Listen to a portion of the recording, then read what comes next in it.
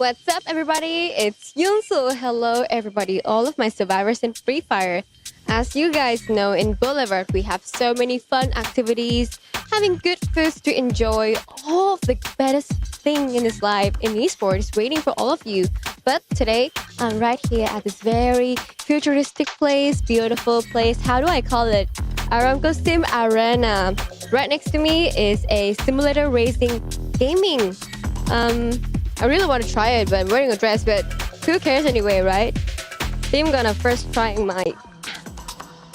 Alright, headphone please. Oh. Alright, gonna start my game now.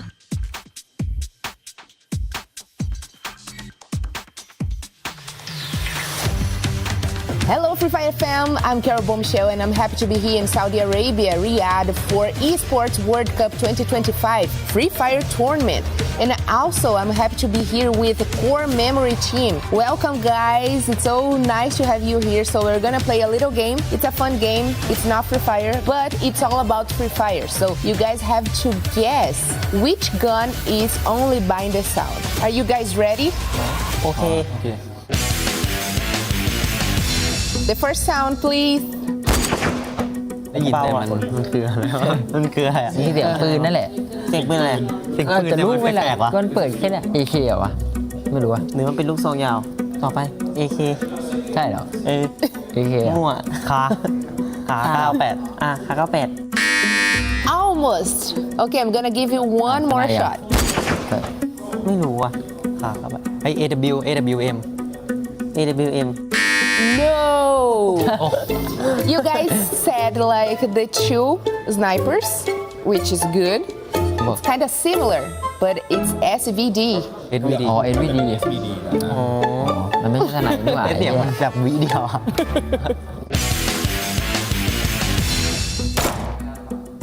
AK8 Yes, that's correct. That was an easy one, right? Who said first? ผม Pom. Good job. There we go.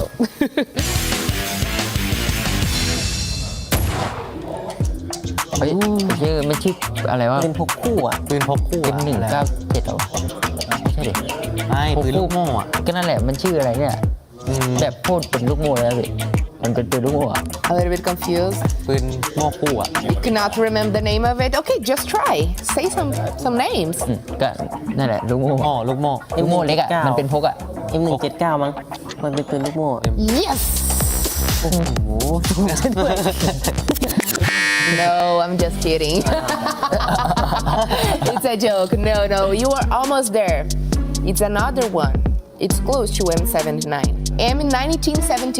ถูกแล้วแต่จำชื่อไม่ได้ไม่ค่อยได้เล่น รู้แล้วว่ามันคืออะไรแต่ว่าไม่จำชื่อไม่ได้ Okay, now you guys remember. Okay, but it was a close one.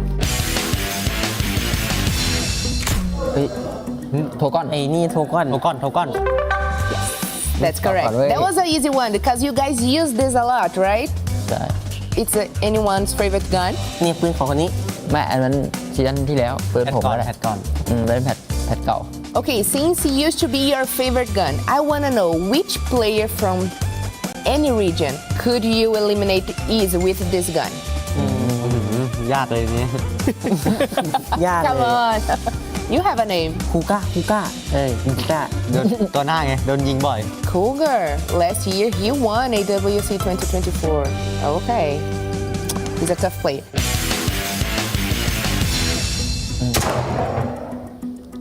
Thompson Thompson. Yes, that was an ไม่อ easy ยู่ใน one. ที่แล้ว Easy. easy Okay, next and last one. พันยาอันนี้ท่าพันยาเป็นพันยา เป็นเสียงพันยาไม่ใช่แบบ เสียงพันยา ปืนอะ Exactly, mad kid. Okay, that was an easy one. I think you guys have a good ear. Thank you so much, guys. I hope you enjoy your stay here in Riyadh, and I am excited to see you guys in action for Free Fire at the Esports World Cup 2025. And that's all. I see you.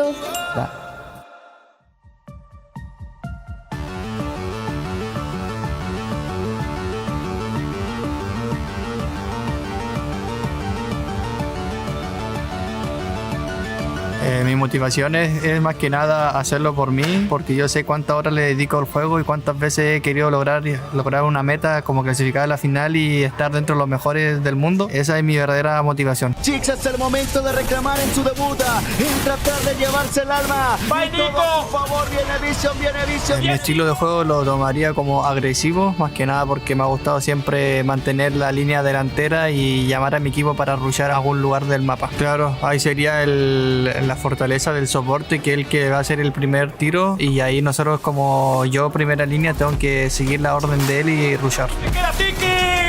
De castigo, le vemos con la crojada. 2 contra 2. De nueva cuenta, Andrés domanan hacia el suelo, el crono se está activado. De nueva cuenta, la misma respuesta. Nazi compañía da. Los equipos que siempre le he tenido en la mira y que son buenos jugadores son Bru y Fluxo. Nada, que se preparen, que vamos a ir con todo y daremos todos.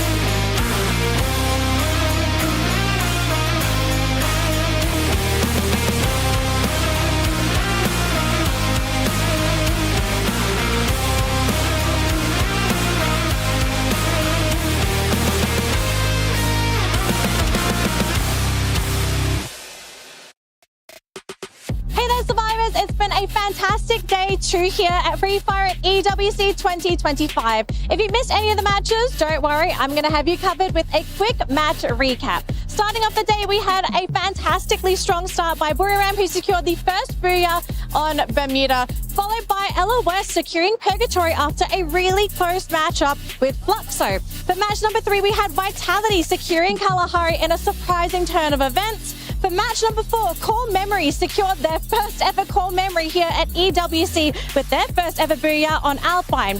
Next up, we have R7 securing their booyah on Nextterra. And finally, to close out the day, we had LOS securing the second booyah on Solara. Now, of course, that's not all here for Free Fire, because we still have one final day here for knockout stage before we head on over to the point rush stage. Now, the most important thing here is it's Group A versus Group C. Teams from Group B will not be playing and will only be able to watch and pray that they have enough points to make it to the next stage of the tournament. Now, the most exciting match to keep an eye out for day number 3 is LOS versus Falcons, because they are currently sitting at the top of the leaderboard, and LOS are 4 points ahead of Falcons. So the question remains, will Falcons be able to take back the throne, or will LOS continue to reign supreme? That's going to be it for the recap. We'll catch you with the next round of matches.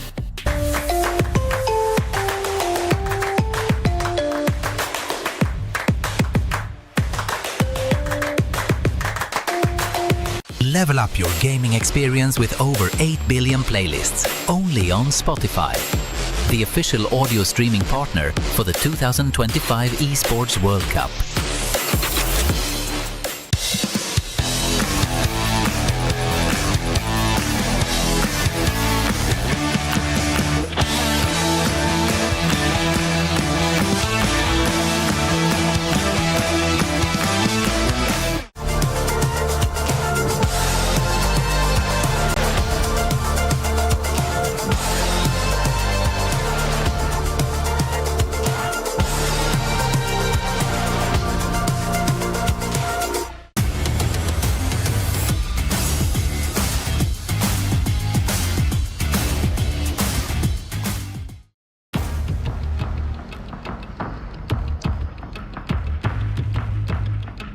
day 2 and with the bomb and a lot of energy. And now we are going into the day 3 of the knockout stage. Let's freaking go!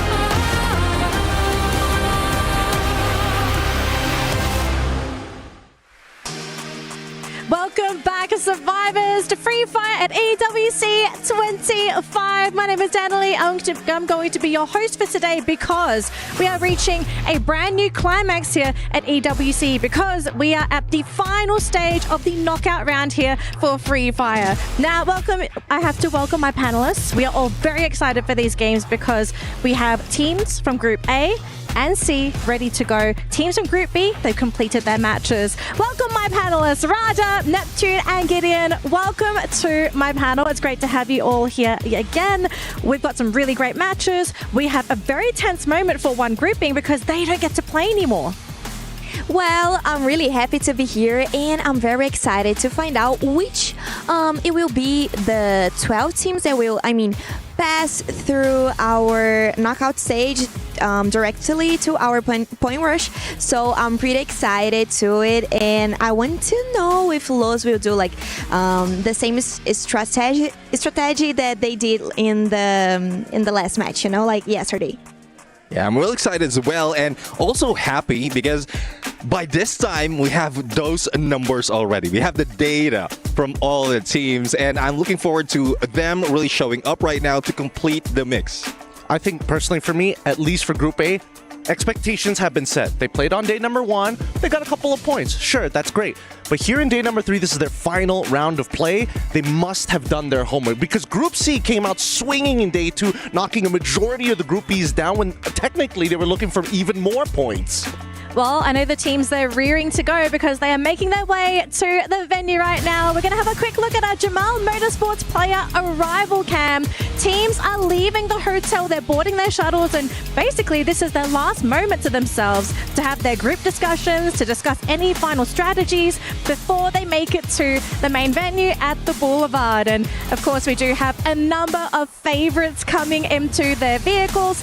Okay, panelists. We have a couple teams that we're looking at here, right? It's Group A versus C. I'm going to start with Gideon. One top dog. One top dog. I'm looking at Falcons once again. I'm sure they've done their homework. They've got a lot of points, and I think they want to kind of maintain that top position. Let everybody know that this is the benchmark. They are the landmark here at EWC. For me, it's going to be LOS. They really showed up, and I don't think they're going to slow down. They don't have that curse that we usually talk about when it comes to the knockout stage, and they need that aggression as well to undermine the mindset of the opposing teams. Well, I agree with you, and I have high expectations in R7-2, R7, Los, and I think Falcons, they are kind of, they are still chasing, they want to keep the trophy in their shelf, so they will show a great play for us today. I hope so. Well, let's see if they can keep that trophy because I know everyone else wants it. Now we do have our Kidia top plays ready to go, so let's have a look and see what were our best plays on our day 2 matches. And gentlemen, ladies, we did have some really exciting matches yesterday because, of course, Group B, again, we keep saying it, they had to basically play their absolute best yesterday because it was their last chance to grab those points. Absolutely. I think, big standouts in terms of some of these plays. You might notice that Loss is going to be part of a majority of them. However, I did notice, between me and Raja, in the back we were talking about, yes, LOS is getting a lot of points. Why are they taking out other Latam teams? What's going on? Yeah, I guess it's because you did mention there, Raja, that, and even in the video coming from both teams, it is a rivalry between them. And I don't think it would stop because they're just in EWC and introduced with other regions. I think they want to deal with that here and then the rest of the teams as well. Well, I think Fluxo, it's kind of rival of Los, and I think they need to pray to the bottom teams do not make so much points to put them out of the top 12, So they need to pray a lot. I will pray for them, and we have such a big crowd, and I think maybe this can work, But we need to see. We need to see what the bottom teams will prepare for us today. Well, I would love to see some surprises coming out from our bottom teams. We do have our Crunchyroll reactions ready to go as well. Let's see some of the emotion that is happening on the main stage. And obviously, we're going to be seeing a variety on the screen, right? We see despair, we see excitement, we see happiness, we see determination. If you're going to make it to that next stage, you can't really afford to let your emotions just run haywire, Neptune. Yeah, definitely. That is one thing that pros really need to deal with. Emotion will be thrown out the window. Just focus on the strategy, focus and make sure that you are clear on your goal, clear on your communication. Because at some point when you put so much emotion in that, whether it's excitement or sadness, and it will throw off your game. I think it all comes down to balance, right? You don't want to be too hyped, as you said, but you also don't want to be feeling negative throughout the games and matches, which I think, a really great example we saw up on the screen was Core Memory. You could see that Cougar, as much as you could see him wanting to go above and beyond, he's just trying to keep it chill. He took off the glasses. He's looking at his teammates, guiding them, even though he's already down. Right. Now, we do have a standout player from yesterday's matches, and it was none other than Della. So I believe we're going to be getting a bit of a close look into Della before we jump into today's matches. He's got the key. He's going to be receiving it. And I think he's going to do the same thing that Rasia did yesterday, which was basically putting his key up on the stage. Yeah, definitely. This is something momentous, being in there, being representing not only your team, but also your region, and just showing up that you're part of EWC 25. Yeah, it must be a very tense moment, putting your key up, seeing Rasia's there as well, thinking, oh, can I outdo this man? I think the best part of it all, oh, please, we need to see it. We need to see the hydraulic press come into play, because I think that's what all these players are looking for. They're just give us a chance, just one go. I don't know if you want to look forward to it, because the question is your key going to survive, or is yours going to be crushed, right? Because 6 keys are going to be crushed at the end of the day. So it's a really tense moment. You're kind of praying here that, your key stays intact. Sure, you won't get it back yet, but there's a good chance that you're going to be the winner. You keep your key and you take home 3 other keys. Okay, I have a very big question. Maybe the answer is very obvious, maybe it is not. If you were given the chance to take 3 keys from any teams and they were crushed, whose keys would you want? Oh, that's a good one. I think, tell you what. We got to get the top teams here. I would say that I would take BRU, I would take Fluxo, and I think I would also take Hotshot Esports as well. Gotta get that representation. Gotta get a little bit of everybody. Diversity. Yeah. If it's any team, regardless of what placement, what standing there are, Falcons, they were the champion. We have Fluxo, sorry, because there's also the global champs. And I would say Buram United, because they have been intimidating from the start. I will keep your answer, but I will change Fluxo for... let me see. LOS. No, I'm not trying to create a... Yeah, hotshot. Yeah. I don't want to improve the reviver. I don't want to improve it. I need to be neutral about it. Gotta make sure that the knockdowns stay down. No revives at this point. I'm glad we have a balanced panel, right? We have peace and chaos at the opposite ends of the couch.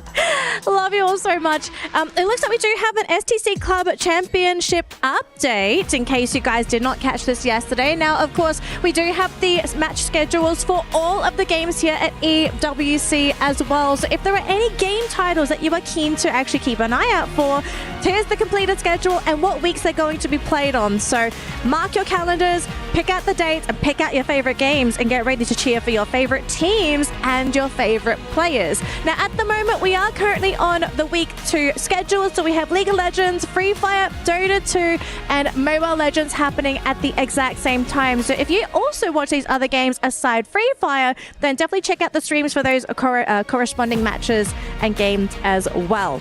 And now we do have the prizing for our club championships. If you don't know what this is, there is a separate event happening in EWC. Of course, your teams and players competing are going to be aiming for a prize pool, but we have the club championship where the clubs, the teams that own the players, are competing in a separate tournament where if you place high in multiple games and accrue enough points, you're going to be the club champion at EWC 25. So make sure you cheer for your teams as well as your favorite players, because there is so much on the line here at EWC 25. There is, and I think that now that as the weeks are going to continue to go by, at least for some of these teams, now that we know the schedule, I think they're coming to their top 4s and top 2s already, which is why the points are continuously updating.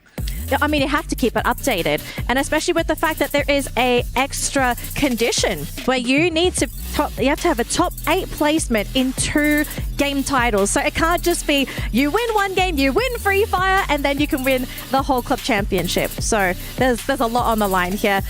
We also have your honor on the line here, my panelists, because we have the Aramco Power Rankings ready to go. So let's see who you have chosen as our top dogs for today's matches. And we're seeing a lot of Buram, I'm seeing a lot of Loss, and we do have some variety. So starting with Raja, explain your picks to me today. Well, I think Pain Gaming will probably be aggressive today, and they don't have like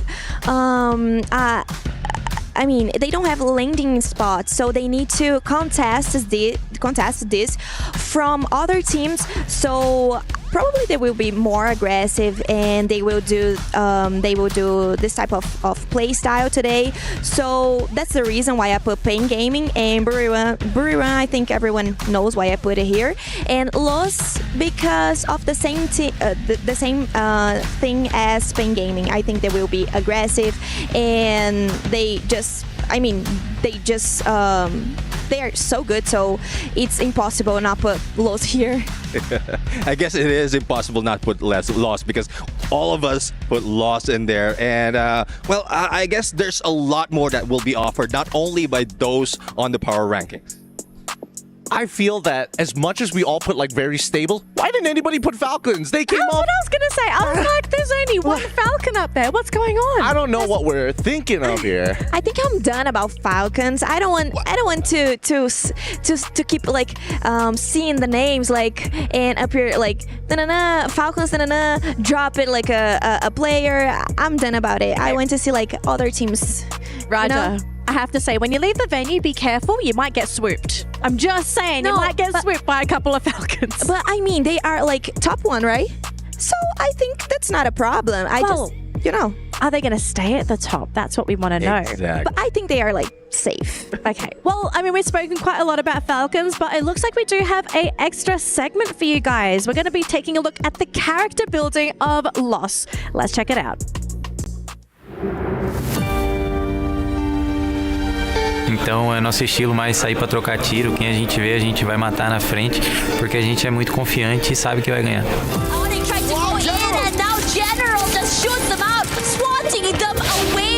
O rival vou colocar como o Flux, né? Que eles são os campeões mundiais atualmente. It's only Brazil. It's gonna be Loss versus Flux. Se lança pro meio do caos, tem general acertando o primeiro. Bom, a gente já ganhou de vocês esse ano e agora nós vamos para ganhar de novo aí. Toma cuidado.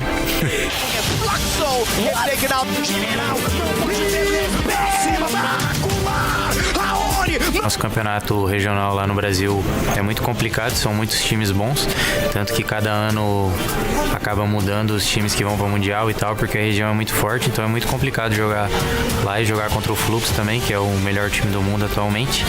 mas dessa vez a gente conseguiu sair campeão. Ele vem, ó, pra cima, como tem que ser. A direção é uma só, vambora, Rigby. Já chamou na distância também. Los.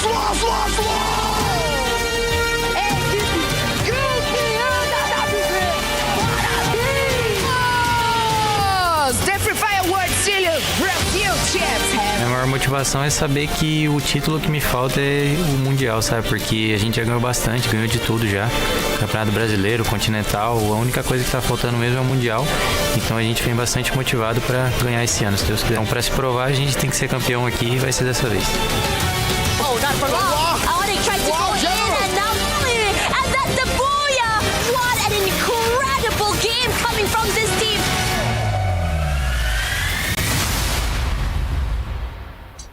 There's a reason why loss is being highlighted, and it is because not only are they champions looking down upon their own region, but also potential champions here at EWC 25. And just seeing their first play day yesterday for day 2, they looked so good, so on point. The chemistry was there. And I think the question we now have is, are they really world champion material? I think they're really close. Raja, I'm pretty sure you're more familiar with Loss than the rest of us on the panel. What is it that Loss does that makes them such a high quality team? Well, I saw an interview and I also wrote it down here. I will say like the general words. Well, he'd say that they are really confident with the players' individual skills because they already have like one of the top 3 rushes from Brazil. But when they need, they know how to play it safe. So I mean, they can adapt in every type of play style. So they can even beat Asian teams, and they are not even used to it because they do not play that much against Asian teams, but they also can do it. So I think they are really capable of getting the trophy. Speaking of some of these teams now, I mean, if they're coming in looking confident, that's when I get worried. Adjustments are going to be made, but more importantly, being stubborn also has its perks, right? It means that other teams must adjust around you rather than, hey, we got to figure things out. Yeah, back to Loss. I mean, from last year, 3 of the players are returnees in EWC. So I guess this is redemption for them. They were almost in there. They were almost in there. If it wasn't for Team Falcons, they could have grabbed that championship. So this is probably one reason why they studied Southeast Asian and the other teams as well, and they're doing so well. Yeah. Now, hopefully, if we can, we would love to see the total rankings one more time before the match begins, because I think everyone wants to know, where is everyone currently standing on that leaderboard? Because Neptune, on the way to the venue, we had a really interesting discussion, right? The odds of teams making it to top 12. Now, run us through the numbers. Who do you think is most likely to make it through, and who may just make the cut? Yeah, I mean, just running through basic calculations first, if we look at the teams from ANC, double their scores, and it's only Virtus Pro who might be able to go and take over against Alpha 34, who's currently the bottom of Group B. But there's still also some risk for Hotshots right now, because once I did some simulation, Hotshots was just ending in there on the top 12, and it's a potential that he can be thrown out. They can be thrown out of that top 12 spot. But for the rest of the teams, 3 simulations has been done. The result's always the same unless they really pump it up for this day. Yeah, so it seems very top heavy for teams in Group B. Well, we're going to have to see what happens there. But one thing we do know is that we have an interview lined up with Buram. So let's see what Buram have to say before they kick off their first match today. Hi everyone, it's Yunso and welcome to our interview with Buram United Esports from Thailand. Hello everyone. So yesterday you guys already have for yourself a first booyah, but after that everything seems to be very slow down. It feels like flick off. What happened? ก็เมื่อวานนะครับเราได้บูย่าไปแล้ว1 รอบแต่ว่าหลังจากนั้นเนี่ยรู้สึกว่าแบบทุกอย่างคือแบบดูช้าลงไปหมดเลยดูเหมือนเป็นขาลงหน่อยๆไม่ทราบว่าเกิดอะไรขึ้นบ้างครับก็ ผิดพลาดตอนแบบว่า move นิดหน่อยครับผมmove เข้าวงอย่างเงี้ยครับผิดพลาดกันเล็กๆน้อยๆก็ไปปรับปรุงก็แก้ไขมาครับวันนี้ทำไม่ดีครับ So I think it's kind of like butterfly effect because after we got the first booyah, we have made such a small mistake over and over again. For example, like we are moving into the last circle like a bit too slow, so everything went down from that point. All right, I understand. So yesterday it's just a little small mistake, but I think today Buram will come back stronger. So what is your goal today and what are you expecting the most for today's match? ก็วันนี้คิดว่าจะเป็นยังไงบ้างครับแล้วก็เราเตรียมพร้อมยังไงมาบ้างครับ ก็สำหรับเตรียมพร้อมก็เราก็ได้มีการซ้อมข้อที่ผิดพลาดอย่างหนักครับแล้วก็วันนี้เราก็น่าจะทำเต็มที่น่าจะผลงานน่าจะออกมาดีครับ So we will try our best on in today matches. So after yesterday match, we went back and like keep looking into one by one of our small mistakes that happened during the games, and hopefully we already fix all of them, and let's see what's gonna happen in today's games. I think today's Buram's gonna be okay, like usual. They are the king of Booyah, so they're gonna make it into the quarter stage and of course the grand finals. All right. Okay, so how do we say fighting in Thai? สู้ Okay ค่ะสู้ๆนะบุรีรัมย์ So to Buram fans out there who might be a little concerned after their performance yesterday, they're not moved, they're not shaken, but they do understand what happened yesterday. So it was quite surprising, according to them. They made a couple of mistakes, and that was really why they fell out of the grouping. I think originally we kind of thought it was just a grouping incompatibility. They just couldn't play their game. I don't know about the mistakes, but it seems like they don't want to take the lead in the knockout stage. They don't want to show all their cards yet because they're preparing it for point rush as well as grand finals. Yeah, and I think for the most part of it, even though it's small mistakes, it's only still a 60 amount of points is still pretty good. It still puts them in contention and definitely for a position for top 12. All right, ladies and gentlemen, thank you so much for sharing your knowledge on these teams. It looks like we are basically ready to go here for match number 1 between groups A and C. Teams in Group B, they can only look on and watch and hope that they've earned enough in their previous matches. But I think we're ready to fly on over to the main stage. Survivors, let's head on over to game number 1.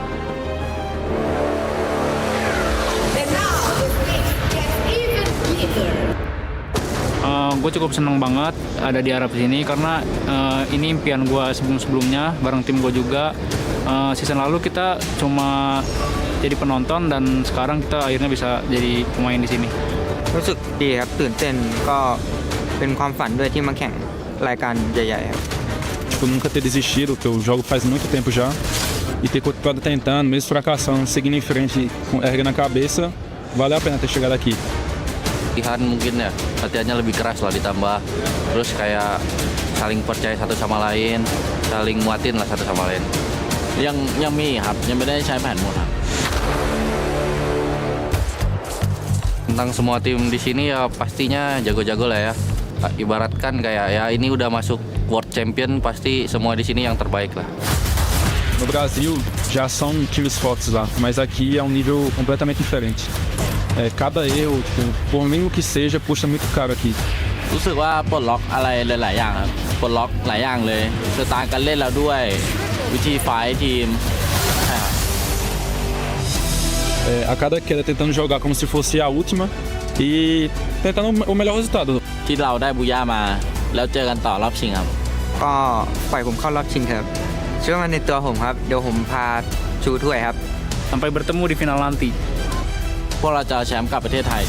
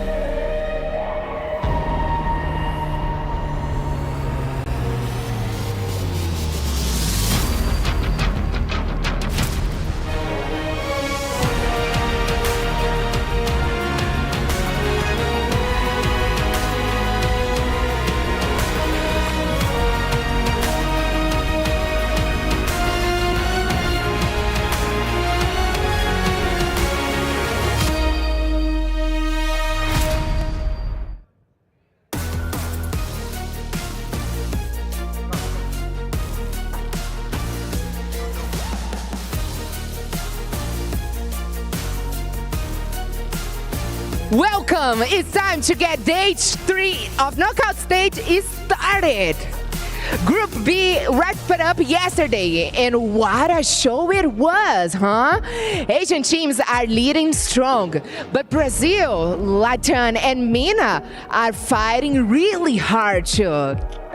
Today, it all ends, my friends. 12 teams will rise and move on to point rush on the road to the grand finals. Stay with us, feel every second. This is where Free Fire history is made. And now, let's meet the teams who will take the stage today and fight to leave their mark on the Esports World Cup.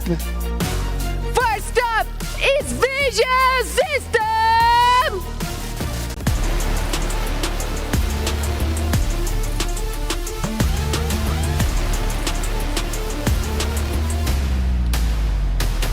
RRQ!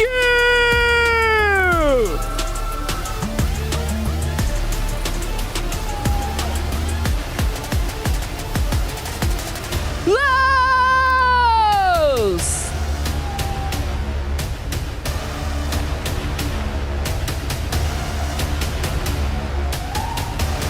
Virus Pro!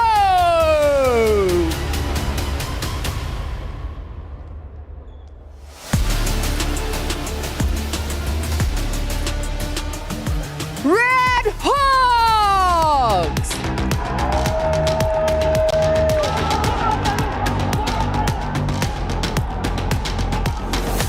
Onyx!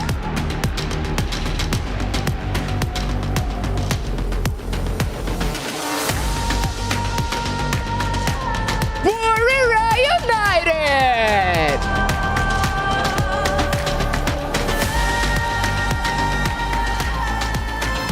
All Gamers Global!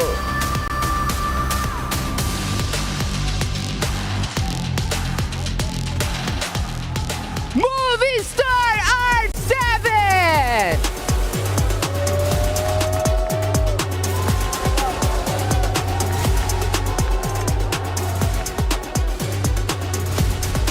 Dragons!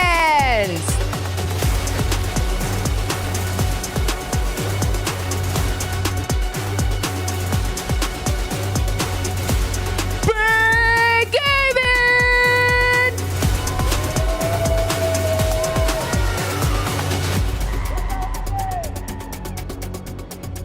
The one and only Team Falcons!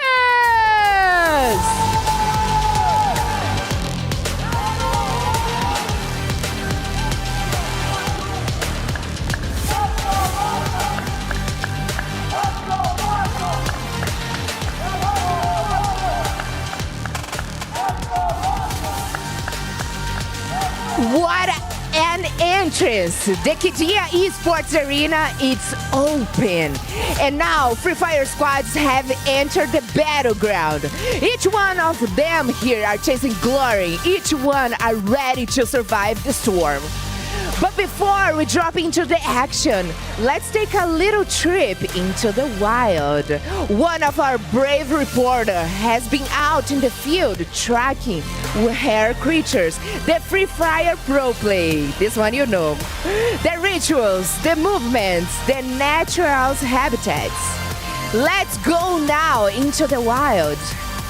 The world of EWC Deadliest Hunters. Let's go.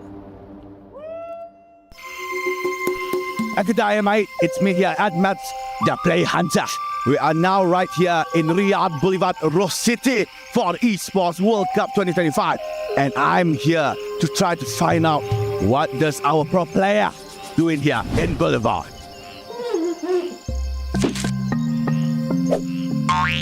It seems that I'm lost. Can't seem to find anyone here. Could we find a pro player here to see what they're doing? Where are they? I still can't see them. I think the map's broken. Maybe here? Oh, crikey. Spots a few pro players walking. Not you. It looks like they are entering some sort of an arena. I think we should go. Let's go. Let's find out What are they doing? Mate, we are now right here in some sort of arena. It called itself as STC Gaming Arena, but I'm not so sure. And it looks like I have spotted a few pro players doing some sort of ritual. I do not dare to get close. Crikey, look at that. They are trying to get the luck from the previous team that has won before. Such an amazing behavior. Nothing like that have we been seeing. They're trying to pull all the luck here from the previous winner. Oh my God, it looks like they are going away. Come, let's go. Let's go, Hunter. Go. Crikey, that was so good. Hello, guys. Hello, map. Hello. It's a map for the play. I know. I player. Oh, you're player. Yeah. Thank you, Robert. All right, we're going to catch up towards the pro player. It looks like they're exiting the vicinity. Oh, they stopped. Oh, crikey. They're angry. No, they're not. They're just doing their final bow for luck. And it looks like they are going somewhere else. Let's go. We don't miss it. Let's go. We're almost lost him. Let's go. Oh, sorry. Okay, it's fine.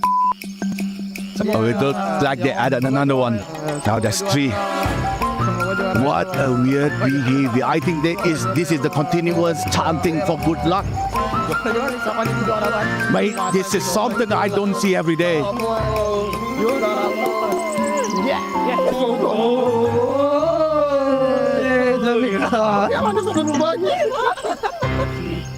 Oh, Croc, it looks like they have done their ritual.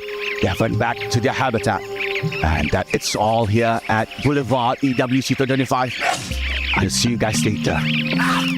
Danger.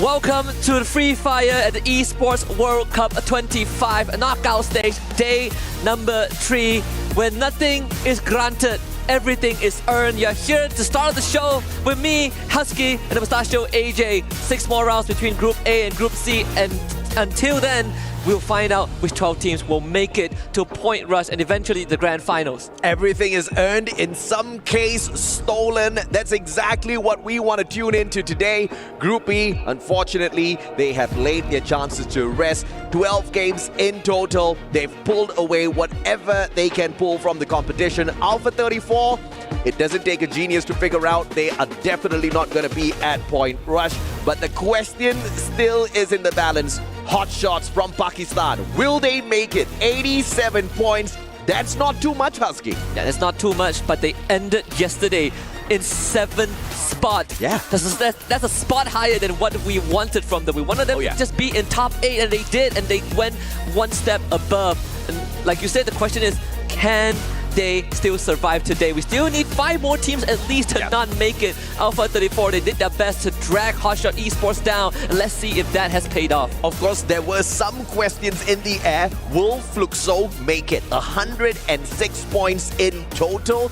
Obviously, it's not the most up there at the top of the leaderboard. Fun fact, last year they got 102 points and they scraped through at the 12th spot. So it's a little bit better, but either way, it looks like they are going to be making it through. Of course, it's going to take a mountain of effort from any of the teams currently in the bottom 6 to oust Fluxo from their 4th spot. 106 points is quite tough to reach, because if you look at Virtus Pro, down in the 13th place, they've only got 52 points, so quite a journey for them to climb up. And we got to also remember, they're going up against the other teams from Group A and C. Obviously, they're going to be picking up those points as well, so it's not as straightforward. Every single game, these teams need to be in that final circle. Speaking of final circle, Red Hawks, if they want to stand a chance, they need to be in every single final circle with a minimum of 5 to 7 eliminations. And dude, that's tough, man. They only performed for 3 games on their first day of play. Yeah, exactly. And that's how brutal this format is. You only get 2 play days in the knockout stage. Every single round that you kind of give away to your opponents, you need to make up for it twice as hard. And I think for Red Hawks, I agree with the calculation. We kind of went over the numbers behind the scenes, but I gotta add another caveat today. I think a booyah is necessary for Red Hawks, right? Just in case, just as an insurance policy, as we head into game number 1.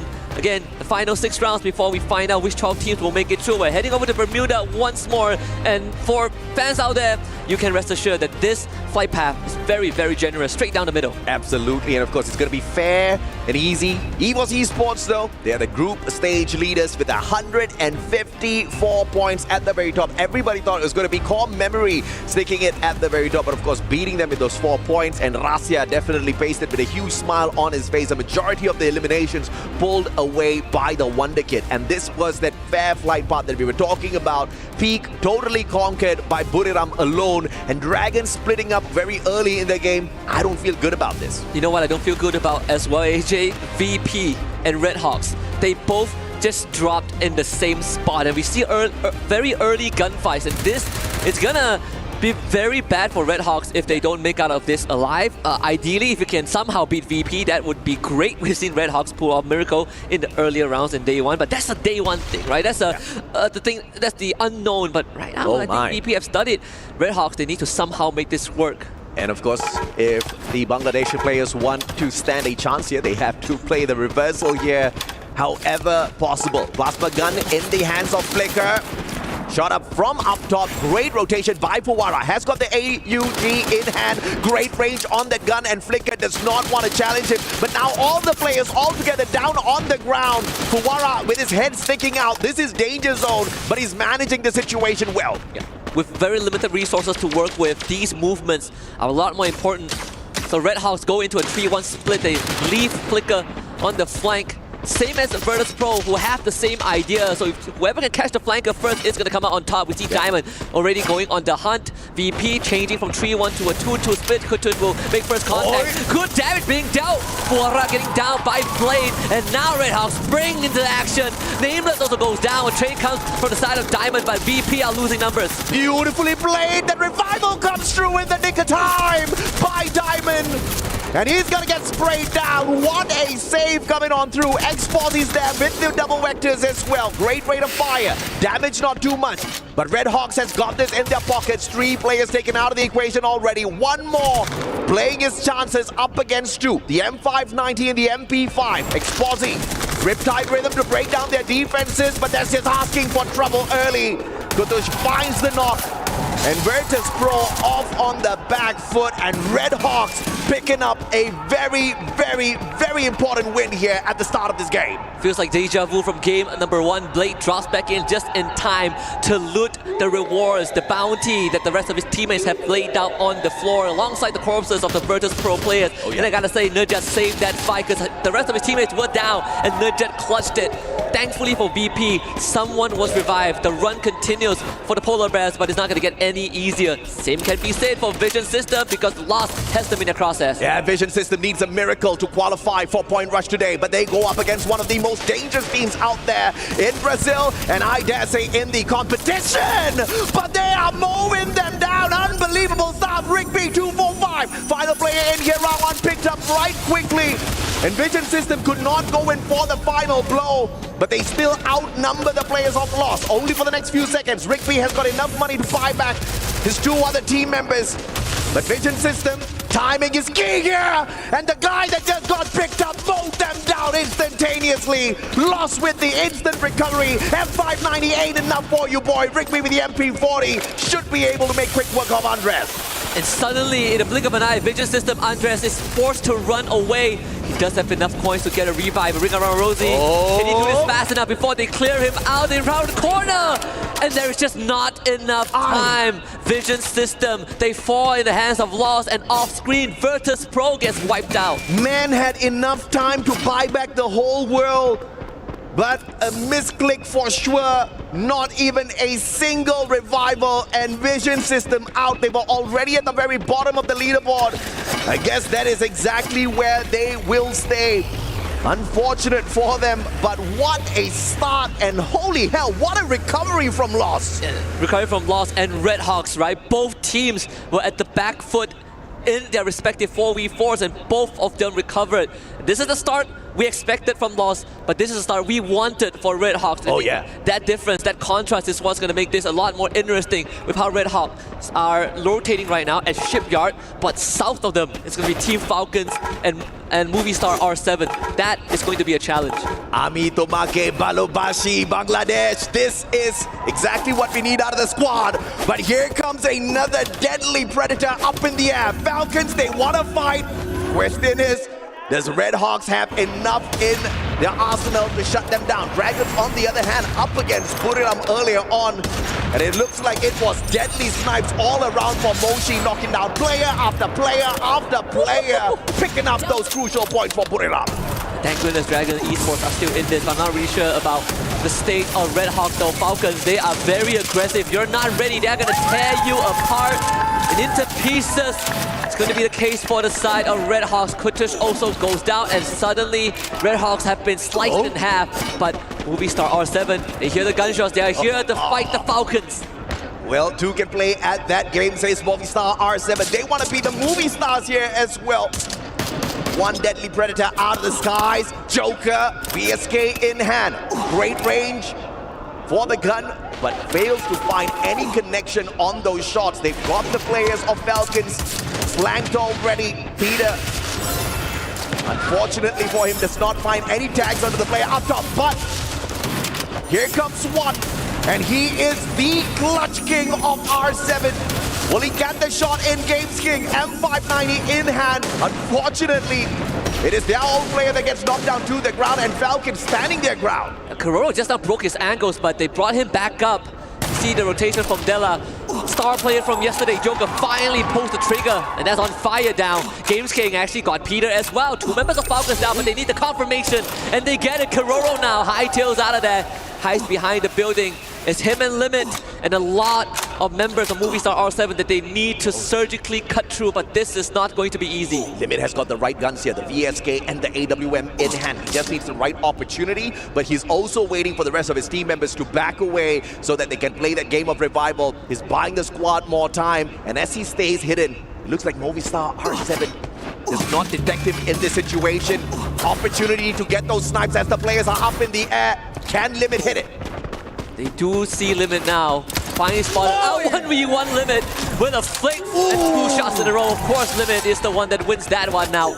A free point for Team Falcons, number 5, but that is going to call to attention the rest of Movie Star R7 to kind of to come and tie up loose ends. Limit now will be surrounded. Games Kings is going to be player number 2 to make contact right around the corner. Limit fights it now on the Joker, but it's just not enough. Movie Star R7 finds their 4th point, but Team Falcons have bought enough time for Kororo to make a run. That's a masterclass in distraction. That's a masterclass in buying your squad more time. But of course, Kororo, as he gets away, I believe he flew straight into the crosshairs of Red Hawks, so we'll have to wait and see if or not Falcons can stay alive a little bit longer. It looks like the jump pad has been invested in as Kororo finds a good exit out of there. Flicker does not get that shot, and Falcons will live to tell the tale a little bit longer here. Time and time again, we've seen this out of Falcons, almost wiped out at the start of the game, and they just make that huge comeback with the booyah at the end. Yeah.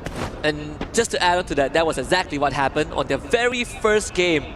On day number 1 and the 3rd game. So history could repeat itself. If you want to take out any sort of opponents, you got to cut off the head of the snake. In this case, the head of the Falcons. As Dragons Esports make their rotation, runs into a wild Kutush who just got revived and now will have to be revived again. Yeah, man, Dragon off to a decent start here. First elimination, squad on that full revival. Thankfully, Seamox was left standing and he could bring the rest of the team members back in here. But RRQ, very stealthy, very quiet, picking up the most needed weapons. You see a double AWM setup in their hands here at Bermuda. It is going to be absolutely deadly, especially in the open grounds later on as this circle comes into a close, dragging all of the players towards the area of either Bhima Sakti or Clock Tower in a bit. And RQ is a team that even they have said in an interview, always second, never first. In this case, for the side of AJL, they've also have tasted that. But R7, they're fighting back, 2 down the side of AJL. not willing to let this go. He has a lot of memories, past memories on the international stage, and this is going to be one that he refuses to leave in regret. The rest of AGAL gets back up. Movie star R7's forced to run. Oh, what a damn backup that was, due with the instantaneous shot as he whipped out that AC-80. But now, Chinoy on the chase here. AC-80 in his hands. That Oscar, that Valiant Dash was just used. So he doesn't really have an option for a last-ditch effort for the defense. But thankfully, AGL does not want to stand by and play around with him. Hax has an opportunity to go for a revival, but the man's absolutely broke now. Not just broke, he also does not have any medkits to work with. The blue is going to be the one that takes him out if this continues. So he's desperate to find any sort of resource, any sort of coins. It's going to be a race against time. As lost, they actually picked up a member from Team Falcons earlier on. The Falcons now down to 2. Enough points on the side of On Fire. Peter gets brought back once more. Falcons still trying to recover. Yeah, on the back foot here for Falcons. But, you know, it really matters not Lost and Falcons, both at the very top of the leaderboard. I think they can sleep the whole day and still qualify for Point Russia. So this is just a warm-up game at the end of the day for these two squads. Phenomenal performance on their day one. On Fire, take it away. Nando 9. Car from afar. Accurate shots, not wasting those splits at all. So Peter is actually in the middle of the circle. Falcons basically forced into just pure survival mode. It's no longer about fighting for points. It's about fighting to live long enough. Kunto, you surely see this, right? Karoro now and to fight Valiant Dash being used. Sudden Barros had to ruin that 1v1. Aye, what was that? Valiant Dash did not find the connection with the glue walls. Tried to use him like a Tatsuya. Put himself in danger by turning his back onto his opponent. Easy knockdown. AGAL though, in shooting distance. Karoro's going to be in a lot of trouble. Has the M590. He's going to break down the glue wall, but Payne is going to be keeping AGAL a tad bit distracted here. And View takes that high ground position. He wants to flank around with those snipes. Question is, can the rest of them squeeze themselves in? Because this circle is starting to hurt. Yeah. Double Rip Pyramid being used early on. Barros trying to provide support fire alongside Dew. As Motovia slowly falls behind, but unfortunately for the rest of Payne, they might have to force a contact. As Peter gets dropped down into incredibly low no death as well. They do manage to heal back up, but still not finding any opening against AGAL. Barros now jumps into the time turner. Saifa actually loses his fight, and now they're gonna play footsies, but no one does it better than Noda. AGAL ends up losing 2, and now Peter trying to fight. Taste that, Chinoy. 3 down for AGAL, and Payne survives. And AGAL, one final survivor here, potentially straight into the hands of Dragons. R7 Della taken out of the equation. All thanks to Peter. And Movistar R7 out of the race in the 10th spot. Spain makes their way up towards that high ground. Dragons remaining silent, not wanting to play a little bit of a misstep here. Either way, when they play that rotation, they have to come across either Payne or put it up, and that's going to be most definitely painful for the Dragons. I just gotta say that Red Hawks are single-handedly contributing to the revival stats in the game. They have so much revives, but it's good for them, right? Still in the game, but the window is definitely closing as we now turn our attention to Dragons Esports finally making their way towards where the war zone is. Payne Gaming and Laws now fighting. RRQ also part of this conversation. Just getting a knock onto Rigby, but rescue will be here. Rigby should be fine. Playing with the elevation, smartly done here by Lost. And that recovery is going to be instantaneous as well. They do tank a little bit of damage from the blue. That's not going to be too much that they cannot shrug off. Problem is going to be still Peter here, looking for the gatekeep. And I do agree with you, man. Red Hawks, what a performance on those revivals so far. We have asked for them to get into that final circle. That's exactly what they're trying for. Now get high, going rampage with the grenade launcher. M79 in hand, taking away 1 life. Adam down as well. Nejad has got the big guns in hand. Grenade launcher in the hands of Red Hawks is going to give them a huge advantage here. The Red Hawks did lose Flicker thanks to RRQ, who decided to join in as party number 4. The BRU are the biggest winners out of this all. Most players can't even get to them where they are. Get high somehow, getting Blade as Loki wants to steal it but could not do so. Blade falls, Red Hawks down to just 2, and Onyx will have to find a way out of this because Buram have guarded all the main entrance. And Dragons finding Nejad as well. Unfortunate for Red Hawks, but Payne Gaming makes the exit first. in the 8th spot. Red Hawks with their final survivor left in here looking for the next zone and has found it already. Question is still going to be, does Kadush has enough? Because you get revived with those 2 blue walls and the P90. I believe that's all he has. Riptide Rhythm breaking down the defenses of Peter and the backstab. Loss is still in it as Falcons will falter in 7th. Good shot from Ao to stop Haone. And now Lost have to make a decision. Do you abandon him or do you bring him out? There's no saving pride. Haone in this game. Ao takes him out. Red Hawks eliminated in 6th place. RRQ finally showing their presence. Rigby has all his glue being melted. RRQ just sprays them down. Tastes lead in this. And Nandona cannot survive. Unfortunately for Lost, this is where it ends. Yep, they lost that one up against the Indonesians who were desperate for a booyah for themselves. But the surprising ones are the team from EMEA. Dragons Esports, 7 eliminations strong, looking for that final circle in the top 3. This is what we need. This is the kind of improvement we wanted out of Red Hawks, but we'll have to wait for the rest of the game from the day. For the time being, it's the silence play, and Dragons will find the circle, but they also find Buram running out there. And Buram will take initiative. Actually, a decent trade at the very start, but Dragons quickly overwhelmed as Dus decides that he also wants a piece of the pie. Maybe RRQ's intervention will be enough for the Indonesians to start the day out with the Booyah. Kiba ends up going down, Get High, still around, but it's him and Moshi. Can they pull this off? A 2v3, Moshi in the red and Get High desperately trying to hang on. They just cannot pull it off. Abai brings RRQ to a Booyah in game 1. RRQ with their very first Booyah here at EWC 25. And you cannot ask for anything better. They start the day off from the 12th spot. And obviously they're going to be getting those points. One of the best Indonesian squads. Some may argue the best, of course. They could not get to the championship this time on FFWSC because Onyx snuck that one away. But they're most definitely going to hit the big numbers here. Some people forget that RRQ placed 2nd in the recent championship. And that's why they always say, why are they always 2nd? Why never 1st, right? You look back at the track record of RRQ, they are always in the top spot, but when it matters the most, RRQ falls short. And this is a story of redemption. A team that built a legacy, that set the benchmark for the Indonesian region, now have bred new blood that overtook them locally, but they also kind of missed the feeling that when they were still at the top. Yeah, the 2nd spot curse also infecting their brothers from Indonesia. We saw EVOS Esports last year at EWC 24. They did so well, but of course Falcons beat them to the championship. They walked away with the 2nd spot. That was very impressive, and they have not dropped their momentum at all. They've kept that going, and now with the acquisition of the Wonder Kid, they look absolutely dangerous. They ended yesterday at the very top of the leaderboard, and now they are the squad to beat. But of course, we're going to be taking a quick short break here. When we come back, it's going to be Purgatory time, baby.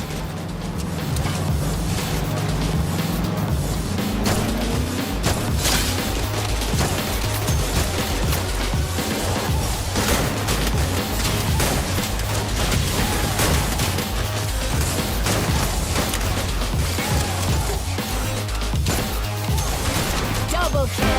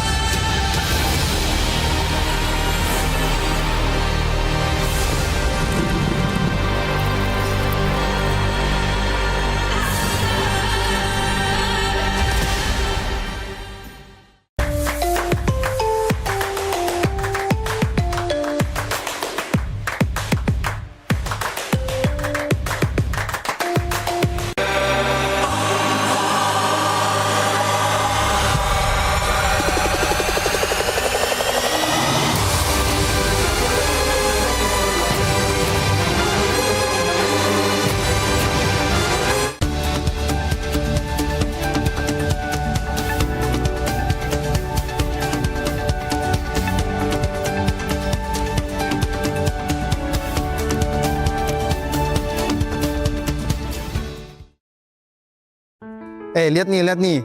Gua pasang glue wall, gua lempar bom, terus musuhnya rata. Gimana tuh? Lu udah nunjukin ini ke kita 7 kali. Tapi setiap gua tunjukin ini keren kan? Perang.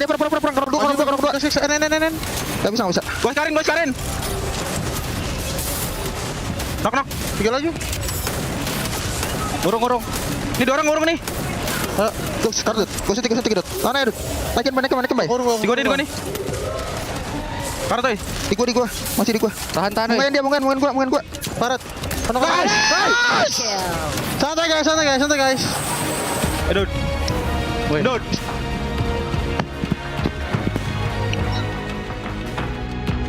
Though RRQ may have started a little bit slow here at EWC 25, they kick things off with day 3 with their very first booyah on Bermuda. And Indonesian fans, I can imagine they are cheering for them at home, in the chat, anywhere that they are, because RRQ, maybe today's the day that they finally come back, because to be honest, they were very, very quiet for their first play day.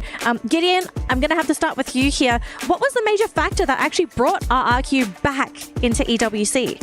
I think for one, I'm pretty sure that the audience in the arena itself, if you've ever heard of it, RRQ, no matter where they are, it's always home soil, it's always home ground. The kingdom always provides for them, especially with the fans. But in terms of the in-game, we've seen two sides of an interesting story, right? The proactivity within the game. When we're looking at the match rankings, right? Notice how majority of these teams aren't reaching into the double digits because fights are not only concluding extremely quick, but only very few squads, like Dragons, are able to actually recover from the initial first impacts, and then all teams, majority of them playing on the outside, unless you're BRU or RRQ, who took their time to show presence later in the game. And now looking at the rankings, I'm surprised as well that Lost is in there, because earlier when they went against Vision System, they were almost out. Only 2 remained, and then as quickly as that, just wiped out Vision System, and they are back in play, taking that number 4 spot. I mean, that wasn't even a good idea from Vision, because, you know, they are kind of struggling in the tournament. So they can, I mean, try to fight against like one of the favorites to win the title, you know. So that was not like a good idea at all. So I think it's better for them if they avoid this type of fights, you know.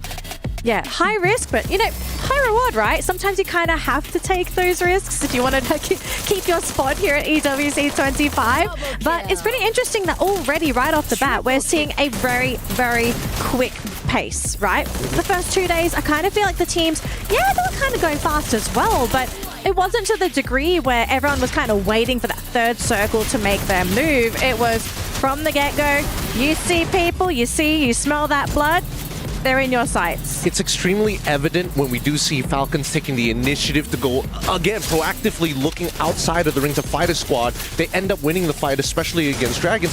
And then, Redhawks, and all of a sudden R7 decides to get involved in these fights, right? And this was happening all across the map, you know, from north side to the southern side. And once we get to that third ring, I think that's when people started to realize, oh boy, this is going to be a pretty deadly match. A majority of people have lost a couple of fingers walking into the ring. Speaking of deadly, I mean, you did mention it's always back-to-back engagement all throughout the map, but towards the 12-minute mark, we still have 10 teams remaining, and we seldom see that in competition here. Probably in the regional, yes, it is possible, but it starts slow. But this didn't start slow. It's just from the drop, they're always engaging, and quite surprising why there's still a lot of teams left.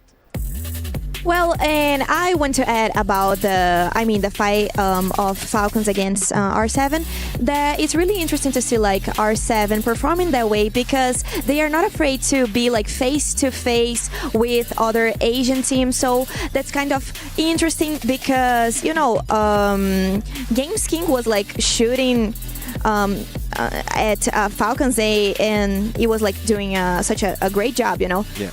I do agree. I mean, GameSkin is one of the player that's really doing so much. Thus, all of the top damage that has been dealt right here being shown. And I would love to see a lot more from them. But look at the balance in terms of Buram United. Damage and elimination. It means that what they're reaping, they're sowing. I disagree. They're doing too much damage. They're not getting enough eliminations. They're pumping out twice the amount of damage we're seeing the other teams are doing. And teams like Dragons, for example, which I'm extremely impressed by, I thought it was almost done for them. They managed to recover, they managed to re-equip, and they also managed to get into what, in this case, the final circle, which is only the 6th ring. Okay, I want to play with the idea because we saw Buram having one of the highest eliminations and damage.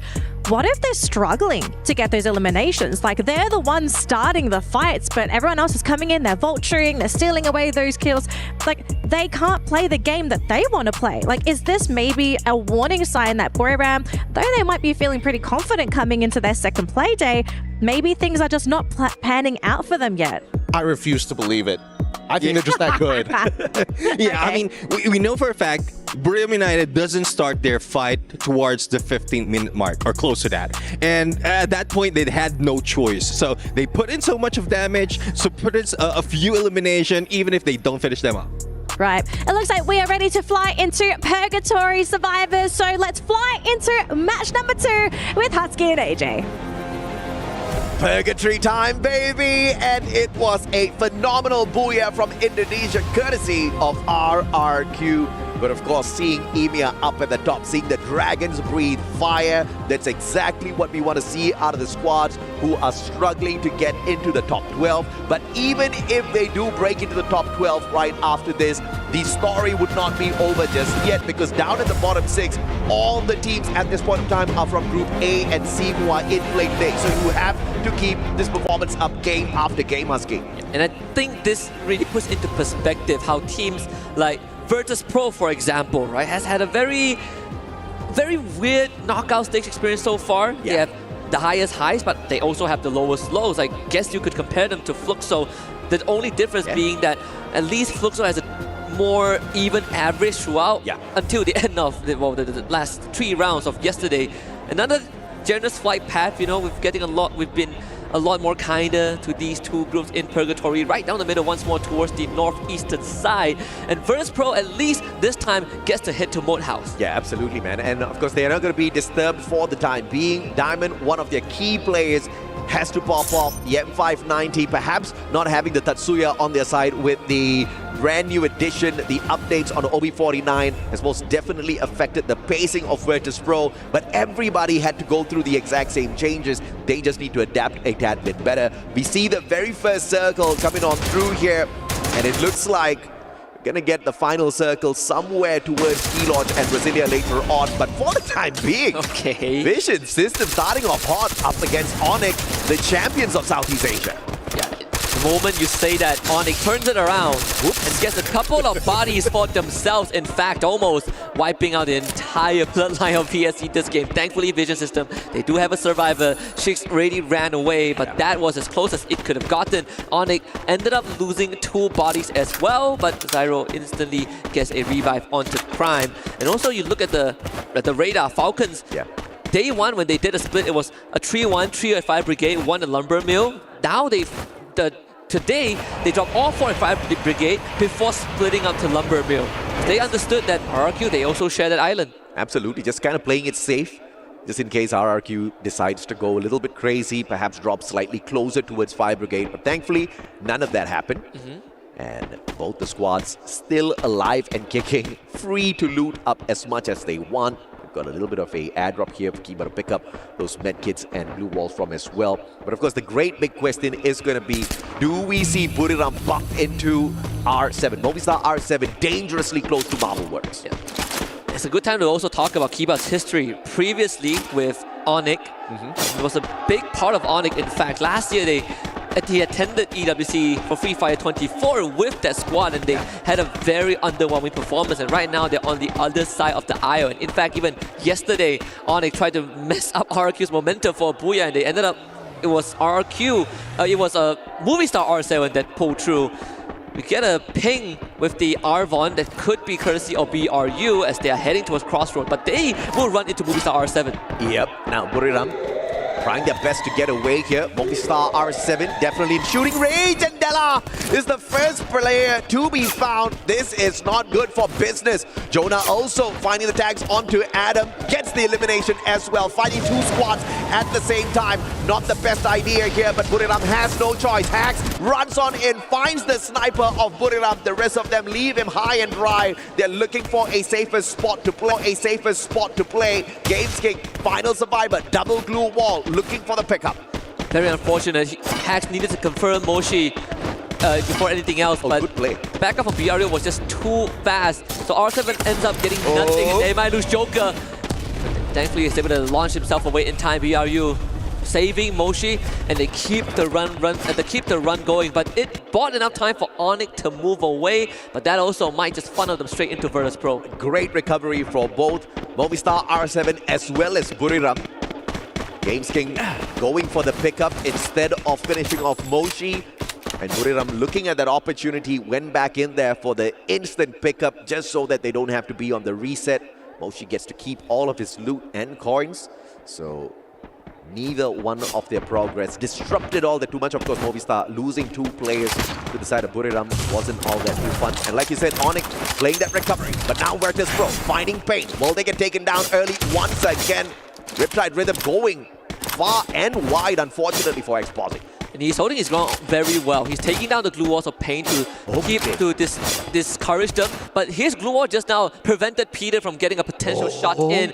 This could be a big flank. Boonjim and Nameless, they have the right idea. Are they going to run into pain? No, Goose exposed. He was not ready for that. The glue wall getting popped out. He has to isolate in his hands, but it's instantly broken down. Peter ends up taking diamonds somehow. And now VP forced into a bit of a defense mode. Glue wall melters all drop down. VP pushes them forward. Yeah, fantastic grenade pop here. And straight through the glue wall. Finds Gus for the M590. Looking for Peter as well. Glue wall broken down once again. Peter, no cover for him whatsoever. Boonjim left all alone. M590 for the win, but Virtus Pro unable to undo the pain Esports delivered. And that one is going to hurt. 2 rounds in a row, Virtus Pro got virtually nothing. Oh, no. They're going to end this round with 55 points. And that is still quite far away from a qualification into point right. They will have to talk about this. They saw Flora out for Boonjim and nothing changed. Onyx now gets a rematch against BRU right here at the Arsenal. But BRU, they do have someone positioned inside the compound. It's going to be Jonah, and Adam sees this. But what is Onyx going to do? Moshi on the flank, looking for Crime. AC-80 in the hands of Crime. He just needs that double shot. Perfectly aimed at Moshi's head to instantly cripple the flanking capability of Buriram. And both teams playing this absolutely safe. Buriram finally going in for the call on that rush, but the glue wall stopped their own defense for the side of Onyx, and they have to retreat. Grenade popped out, M79 in play. The grenade finds the tag, and Wasana does not manage to recover. Buriram with only Moshi left in the mix here. Pickup just not possible. And man has to run for his life. Very, very decisive call from Onyx, and that is going to pay off big time, wiping the floor with BRU. And this is where I gotta stake my allegiance. I gotta state my allegiance. Yeah. I agree with what one of the panelists said just now. I agree with Gideon. I think, you know, BRU, we all collectively have unanimously said that this is the only team that every single time they don't show up in a round, we said that they're saving stress. But I disagree. I think at this point it's fair to say that BRU, teams are catching up to them, right? Yeah, I mean, for sure. I think Buriram, at this point of time, it's not that yes, the other teams are catching up, but also the meta has been messing with Buriram for a long, long time. Wasana used to be known as the deadliest hard hitter out there. First, we took his Drogon away, then we took his Tatsuya away. How much more will we torture this boy, Wasana? I don't know, Brazil has won 2 years in a row. It's about time we get something back, right? They were the reason, or I hope they were the reason, Skylar got back into the meta, and now Homers is buffed. You know, Intel gatherers have all been buffed. Yeah. See Falcons up against RQ. Abe actually took a shot in the face. As we take a look at a bit of a highlight, some good engages earlier on, but we're going to keep our attention on what matters more. Falcons are actually taking down members of RQ. Yep, finding the first one, but RRQ has got decent enough distance between themselves as well as Falcon to hightail it out of here. Got to fight up against the blue though. Tanking damage from the second circle isn't going to hurt that too much, so RRQ not really playing big risk gameplay here. Just needs to go for that long rotation round. Unfortunately, R7 might just bump into them, so we'll have to catch up with that action in a little bit. Aone on the bike, making a lot of noise, but thankfully nobody around them to find the Punisher with the snipes. Funny enough, there is a UAV hovering on top of them, and we saw a loot drop as well, an airdrop. They are going to be right smack in the middle of two teams, Dragon Esports, Vision Systems. Well, make that 3 teams because AGAL are around the corner. That is a big shot from the AWM. Zyro making his presence known. Pain Gaming in the far horizon, but I think Onyx are also in a very safe spot. If they go down southwards to get to the circle, they are going to eventually run into Pain Gaming, with the exception that I think Pain Gaming, they do have a bit of elevation to work with. Consistency out of Brazil has been phenomenal thus far. Pain Gaming just one of those top performers, one booyah in the bag, and they don't look like they're about to slow down. 87 points in total in their pockets. And they have got literally 5 more games to pick up points, and they don't look like one of those stragglers, right? Game after game, you see them hitting those high numbers on eliminations, whether or not they find that final circle. It's been the Filmatic this game for RRQ. 4 revives and counting.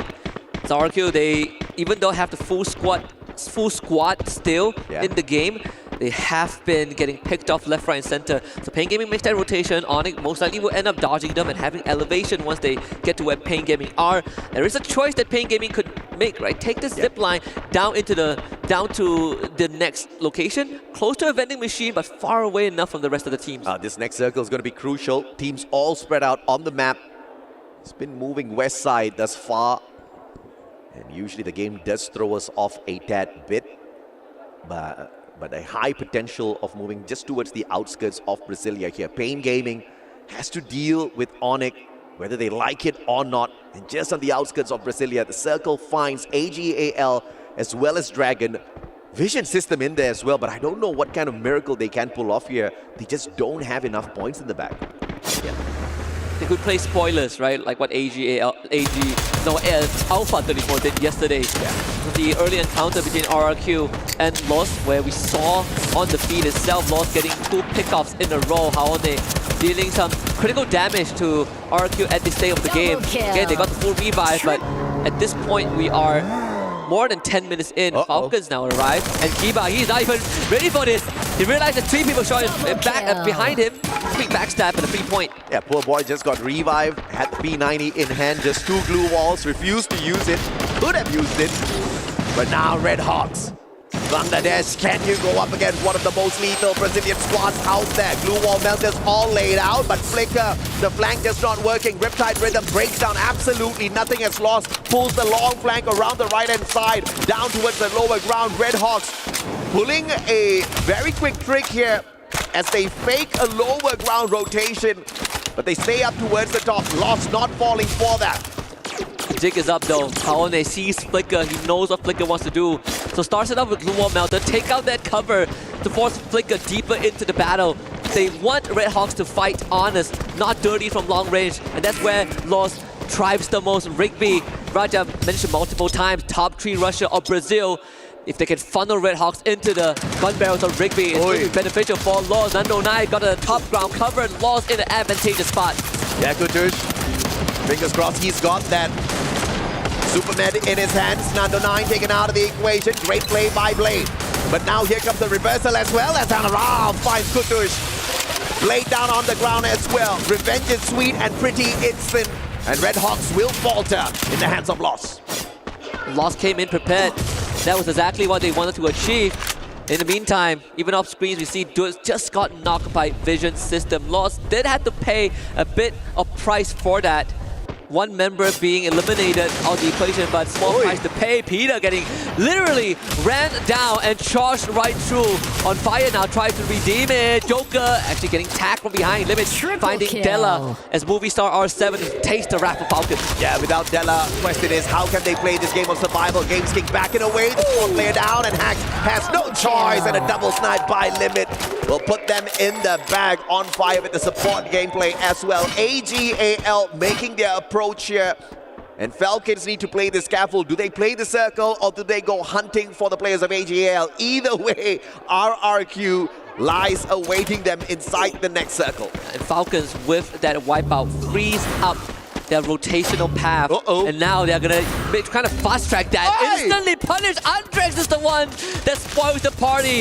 And Abai, just stay still, my little boy. Do not make a move. Wow. Because Vision System are making their presence known. Falcons distracted. Andrex once more with a second collection. Deal steals that away. But Kororo, too late to realize that they made a grave mistake. Abai just needs to wait. I said Vision System needs a miracle. You said Vision System needs to play. Spoilers, they are doing both. 7 eliminations strong. Vision System needs to avoid that circle though, flying straight into its Dragons Esports. We need to catch up with Dragons in a little bit because they are getting a tad bit too comfortable here. Lost on the other hand. They don't have the numbers, and RRQ surprisingly out in 8th. Oh, that was pretty funny. Kororo turned around, did a 360 and saw him and just blew him up. Another fight, Vision System now against Lost. Rigby actually getting gunned down.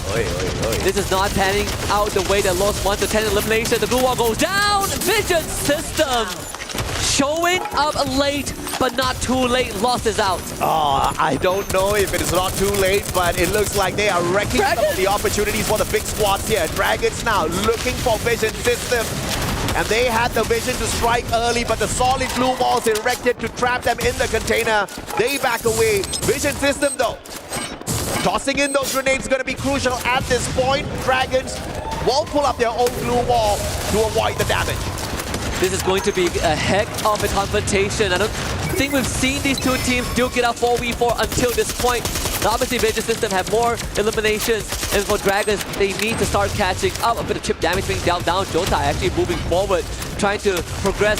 But for Dragon Esports, those blue walls, they're gonna melt in an instant. The bombardment commences. Shakes once more, gets a good snipe, and Dragon Esports trapped in their own building as Vision System cleans up house. That's an extra 4 points on the docket, 13 for VSC. What a miracle, Vision System!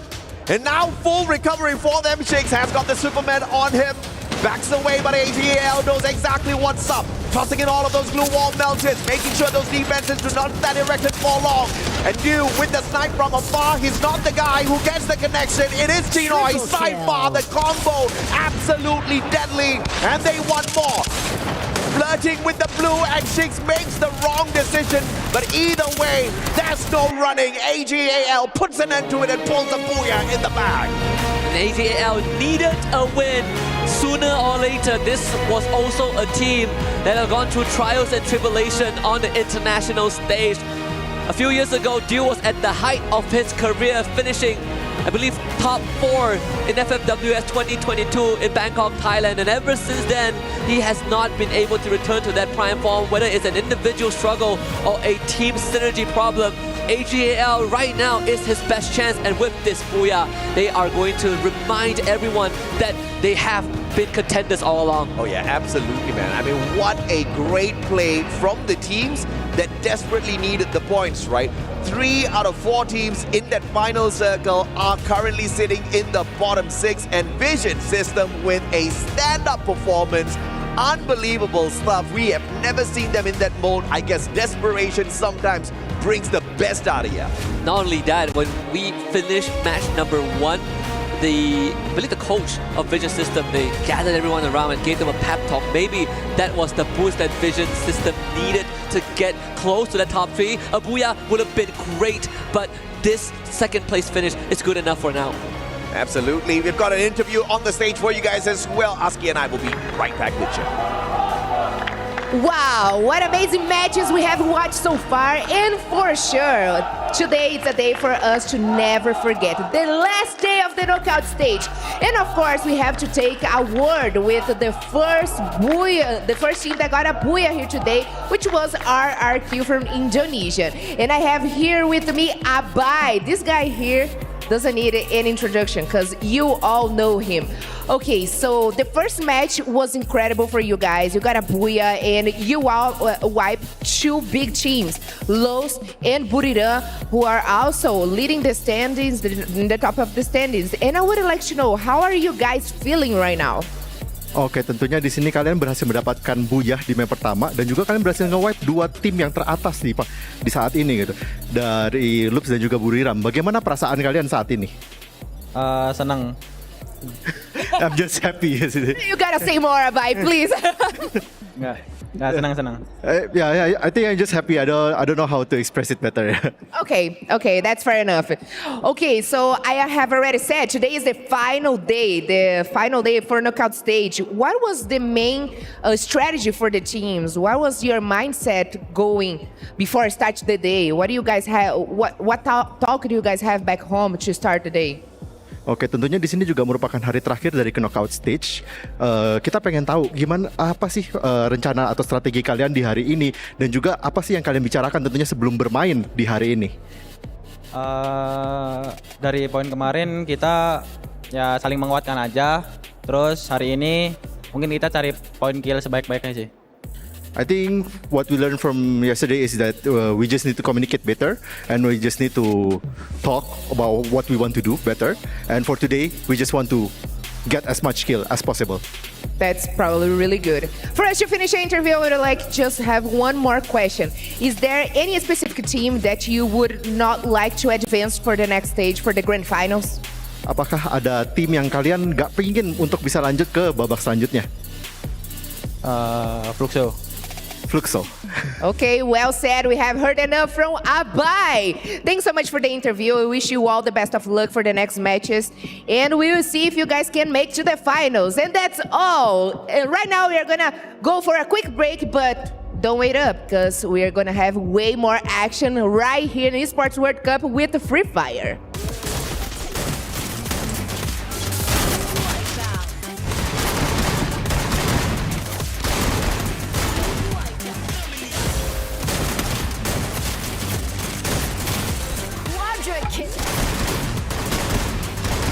Triple kill. Dominate. Unstoppable. Hello everyone, it's Yunsu. Welcome to the Boulevard, and I'm right here at a haunted house. We have a storyline here, the Zila story, which is for this house, and I'm going to explore the opening for you guys here. Well, the atmosphere is very scary. You see pictures here. What is those sounds? Okay, pictures, dark pictures, very scary. I don't know what is await me there, but I feel so scared and anxious. Why those pictures look so scary? Oh, that is a dead body. Why so many dead bodies here? Cứu tôi là nạn nhân. Hello? Anybody here? Hello? Hi. Okay. I don't know if I'm gonna come back or not, but I'm going to explore the rest for you guys. Then, okay, goodbye. Some rush in instinctively. Others run the chaos. What a phenomenal reposition! But with the launch pad straight out the circle, they get a tag on that circle first, and now Buram fires on to Abe. This is Wasana. สำหรับตัวผมนะบทพิสูจน์บทท้าทายก็น่าจะเป็นเรื่องของการเริ่มเข้ามาแข่งใหม่มากกว่าครับ Buram United! They just don't win, they dominate. The kings of Booyah are back. เริ่มมาแข่งแรกๆก็มันแบบเราจะเจอทีมที่เก่งกว่าเยอะช่วงนั้นก็อาจจะแบบว่ามีคนที่เก่งกว่าเราเยอะมากเลยอะไรประมาณนี้แต่ก็พัฒนาตัวเองมาถึงจนจุดนี้ได้ครับ In Buram, he's part tactician, part stormbringer, trusted by Gehai, Moshi, Yoena. อยากแบบเป็นผู้เล่นที่แบบแข่งไปนานๆเลยครับสอนแบบว่าตั้งแต่ตอนเข้ามาแรกๆเลยครับเพราะทุกคนมันเป็นคนที่แบบประสบความสำเร็จมาแล้วมีประสบการณ์มีอะไรแบบผมเข้ามาทีมนี้ครั้งแรกก็ไม่ได้มีอะไรเป็นแชมป์หรืออะไรเลยครับแต่พอเข้ามาทีมนี้ก็พี่เขาได้สอนหลายอย่างให้ก็แบบทำให้ผมเป็นผมทุกวันนี้ You gotta really give it to this team. Buram United just going super aggressive right now, very explosive. A rusher with a plan, a warrior who thinks. This is Wasana, Buram's quiet strategist. Now it's gonna be Buram trying to finish off everything. And one more shot. Booyah! ก็พวกผมก็จะทำให้เต็มที่ที่สุดครับพวกผมหวังแชมป์มันอยู่แล้วครับแต่ก็จะทำให้เต็มที่ที่สุดแล้วก็เอาแชมป์มาฝากทุกคนให้ได้ครับ The blue will be closing in soon. There's no shift anymore. Here comes Wasana timing that numb. Another booyah! คือมันวัดกันในหน้าเกมอย่างเดียวเลยว่าแบบว่าใครจะแบบเหนือกว่าก็คือแบบจนได้มาแข่งถึงทุกวันนี้ครับ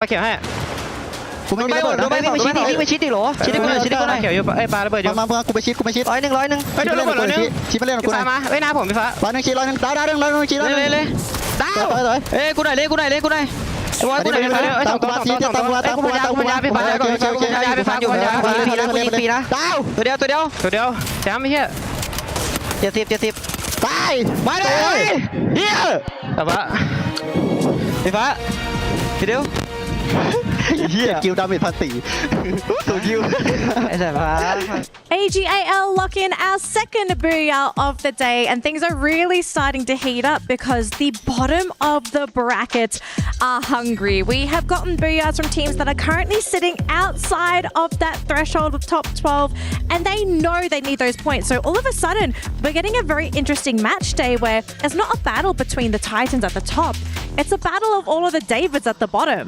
And this is one thing that we keep saying, and I think I mentioned it from the start of our competition, that treat your every day as if it is the last day, as if you are being eliminated. And I guess that's what's happening right now. Like, high risk, high reward, and this is one thing that those at the bottom 6 are doing right now. And if in case they miss, then I guess they could accept already the fact that they might be eliminated.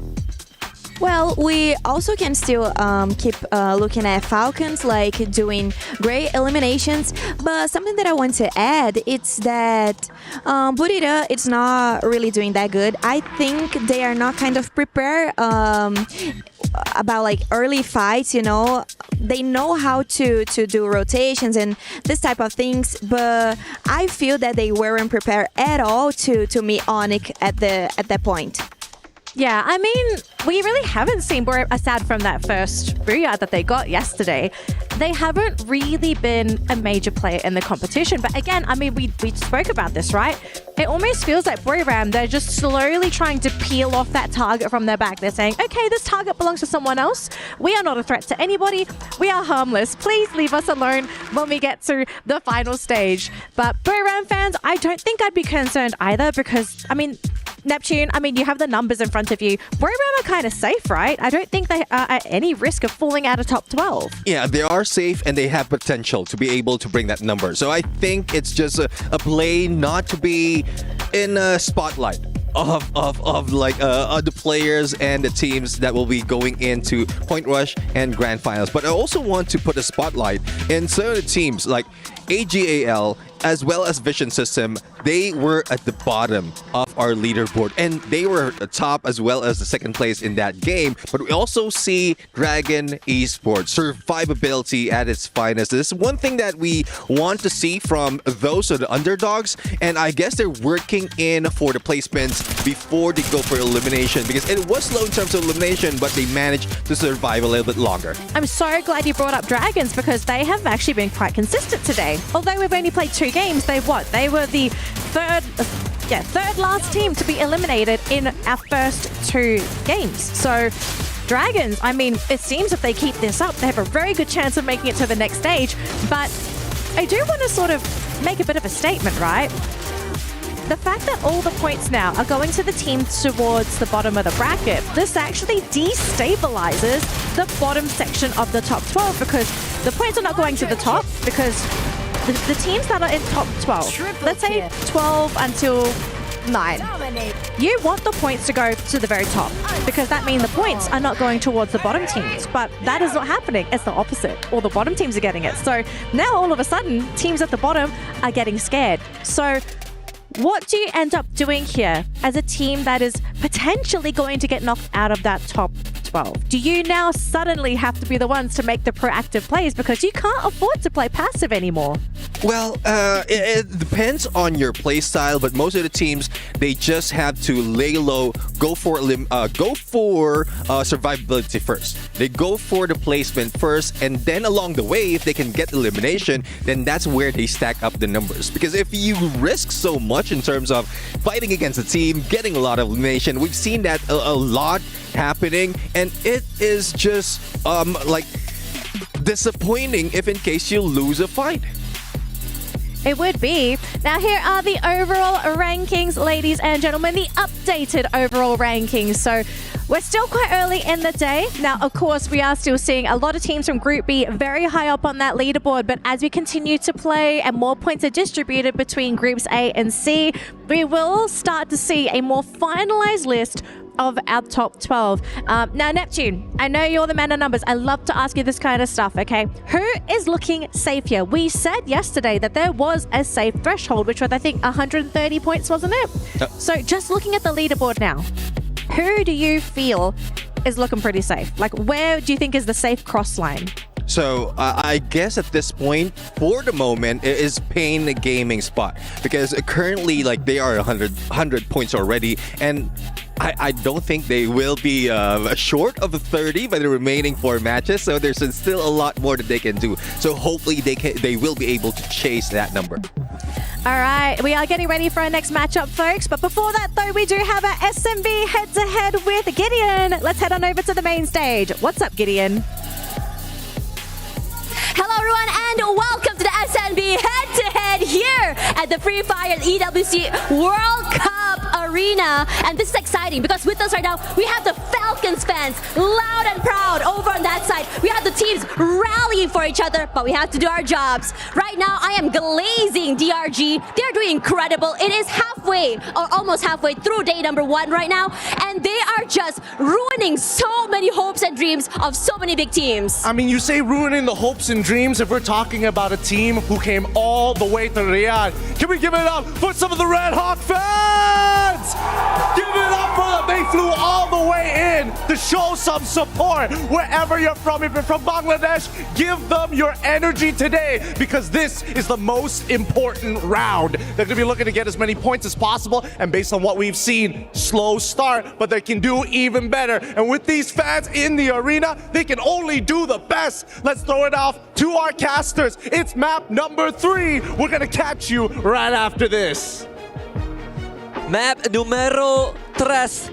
It's time to head into map number 3. Here we go. Dragons Esports Red Hawks fans flew into Riyadh just to watch them play. But this could be the breaking point, especially for the Red Hawks. But just now we saw a scary side, AJ. We saw that Hotshot is already down in 11th spot.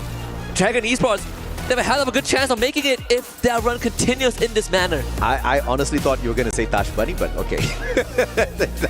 I know exactly where you're coming from. This is danger zone for sure. And obviously, we have to say goodbye to one squad, Alpha 34. We already knew that they stood no chance, but Hotshot's getting pushed down lower and lower. Pakistan can't do anything about that as well. Out of Group B, not a single booyah on their side, 87 points. The bar to exceed is pretty low. But the question still remains, can the teams actually oust Fluxo from their number 6 spot with 106 points in hand? They look pretty solid up there. Yeah, they do. I think right now, if you are looking at just the standings alone, right? I feel like Dragon Esports, they should be very, very proud of what they achieved. I think the fans from Bangladesh should be very proud of this debut appearance on an international tournament and at EWC of all things. I would not be able to handle the nerves, but here they are, 2 positions away to make it into top 12. And all they gotta do from that point onwards is to maintain it. Yeah, I mean, Red Hawks obviously need to hustle quite a little bit before they can stand a good chance to sneak into the top 12. And we do have 4 more games on standby here. There's a lot that could happen. We just saw a miracle in front of us. Vision System out of nowhere pulling off a massive game. And that's exactly what Red Hawks need to aim for. The safe plays are not going to cut it anymore. They are on the chopping block. If they don't go crazy, if they don't get aggressive looking for these important points, they are not going to stand a chance. Playing safe and just sneaking into the final circle is not going to cut it as a strategy for Red Hawks anymore. That could have been a strategy from the very start of the competition, but too many of those opportunities have been let go already, and they're not the only ones in trouble. Virtus Pro, did you ever imagine a day that we would see them at the bottom 6? Definitely not. I think Virtus Pro, they really need to buck up, right? They got 4 more rounds. There's still opportunities, but cannot make any more mistakes from this point onwards. But before we jump into Kalahari for map number 3, we actually talked to Pain Gaming, so let's listen to what they have to say. Hi everyone, it's Yunso and welcome to my interview with the Pain Gaming.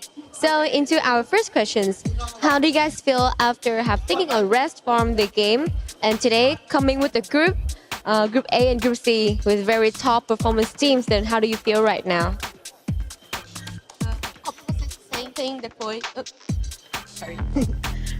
Como vocês se sentem depois de ter esse dia de folga e agora jogar novamente com o próximo grupo? É bem tranquilo, porque a gente já jogou o primeiro dia já. A gente já tem uma noção do que fazer no terceiro dia, porque é muito bom jogar o último dia para sempre ter uma vantagem de pontos. He said that they are confident and they are okay with that. And playing the third day, the last day, is always good because they know they saw all the other teams and everything, so they are fine with that. Good, that is a great spirit that I love to hear. So what about loss? How do they feel about losses? Yesterday, loss was very high. Ela perguntou como vocês se sentem agora com a luz, né, que foi muito bem ontem e tudo mais. Como tá para vocês esse sentimento? Bom, é sempre muito bom times brasileiros desempenhando bem e, querendo ou não, nossa meta é ser o melhor time brasileiro e ser o melhor time da competição e ter essa disputa saudável com eles, né? Tentar passar eles hoje. He said that for us, with the Brazilian teams going well, we are so happy for them, but we want to be the best team on Brazil and win the championship. So they are happy for them, but we'll beat them today. I understand. So last questions to end our story here. What are you guys expecting the most for today's games? O que vocês esperam de hoje, dos jogos de hoje e tudo mais?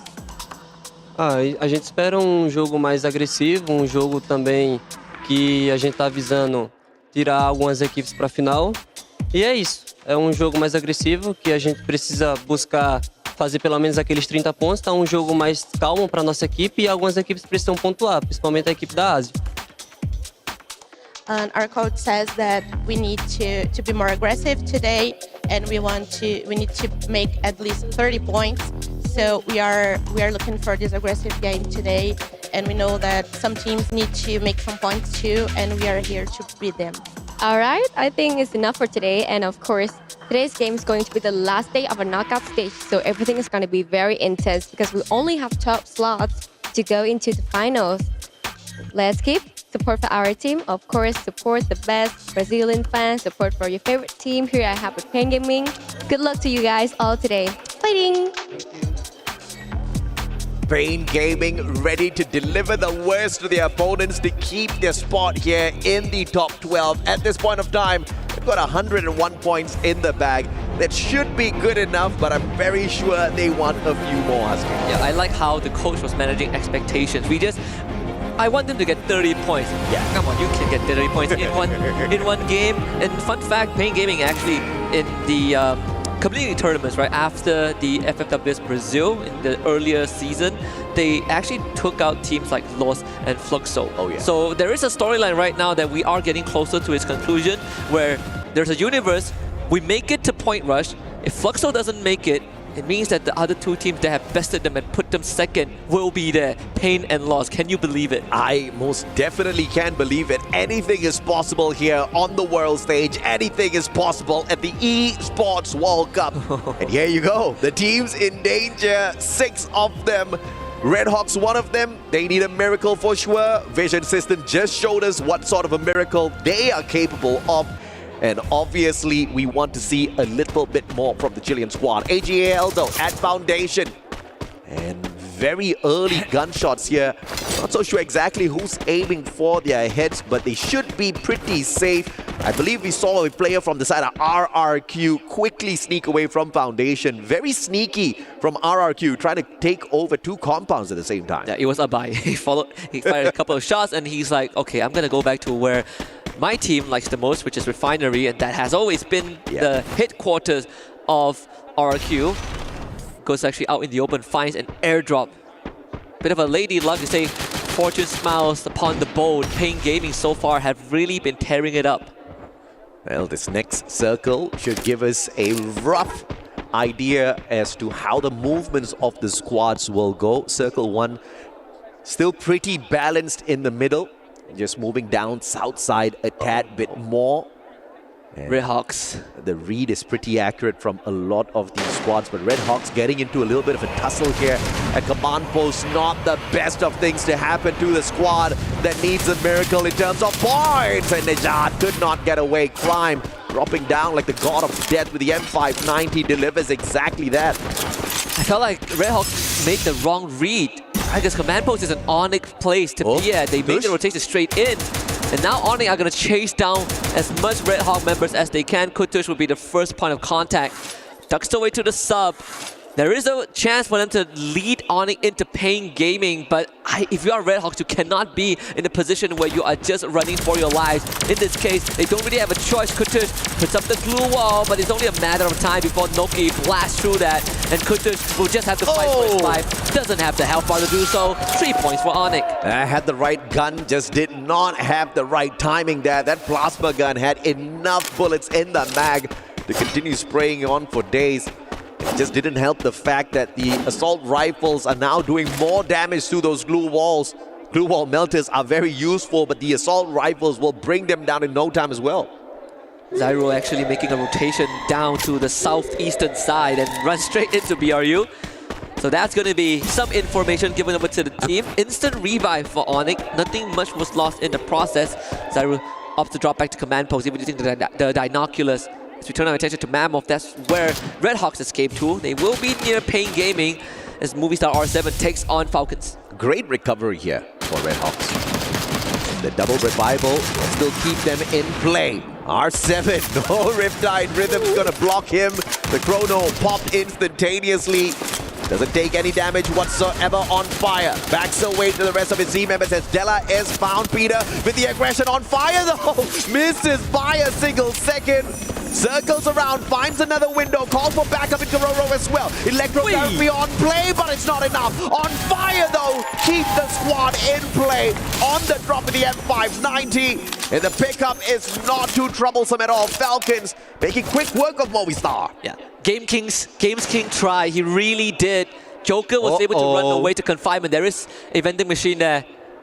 They should have been coins to get a revive going. AGAL not doing that well. Cypher and Barros removed from the equation as lost now. Tosan Lane actually a bit of a ricochet. Dew able to jump away. Can they pluck him out of the skies? Dew is going to land, but General and Haone is on the case. Trying to go for a swim. That first one is going to miss. Shooting fish in the barrel. Dew makes it to dry land, but Los continues the pursuit. Good double glue wall, and Dew sends the response. He's got the M82B. Riptide Rhythm breaks down the defense. It's Hanaral. One more shot required, and Dew missing the final opportunity. Haone stepping on out. Dew taking on 2 players at the same time, but not enough glue walls to keep him safe for long. Dew finally is sacrificed, but bought the squad enough time so the rest of them could get away. Saved by a tree, General. Ducking behind nature to keep himself in the running. Dew going down.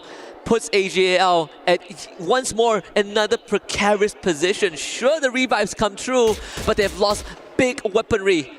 Vision System, the second place finisher in the previous round, now finds themselves head-to-head with Dragons Esports, the 2 teams that both Gideon and Tash mentioned earlier on in the head-to-head. Dragons not too far away from the top 12.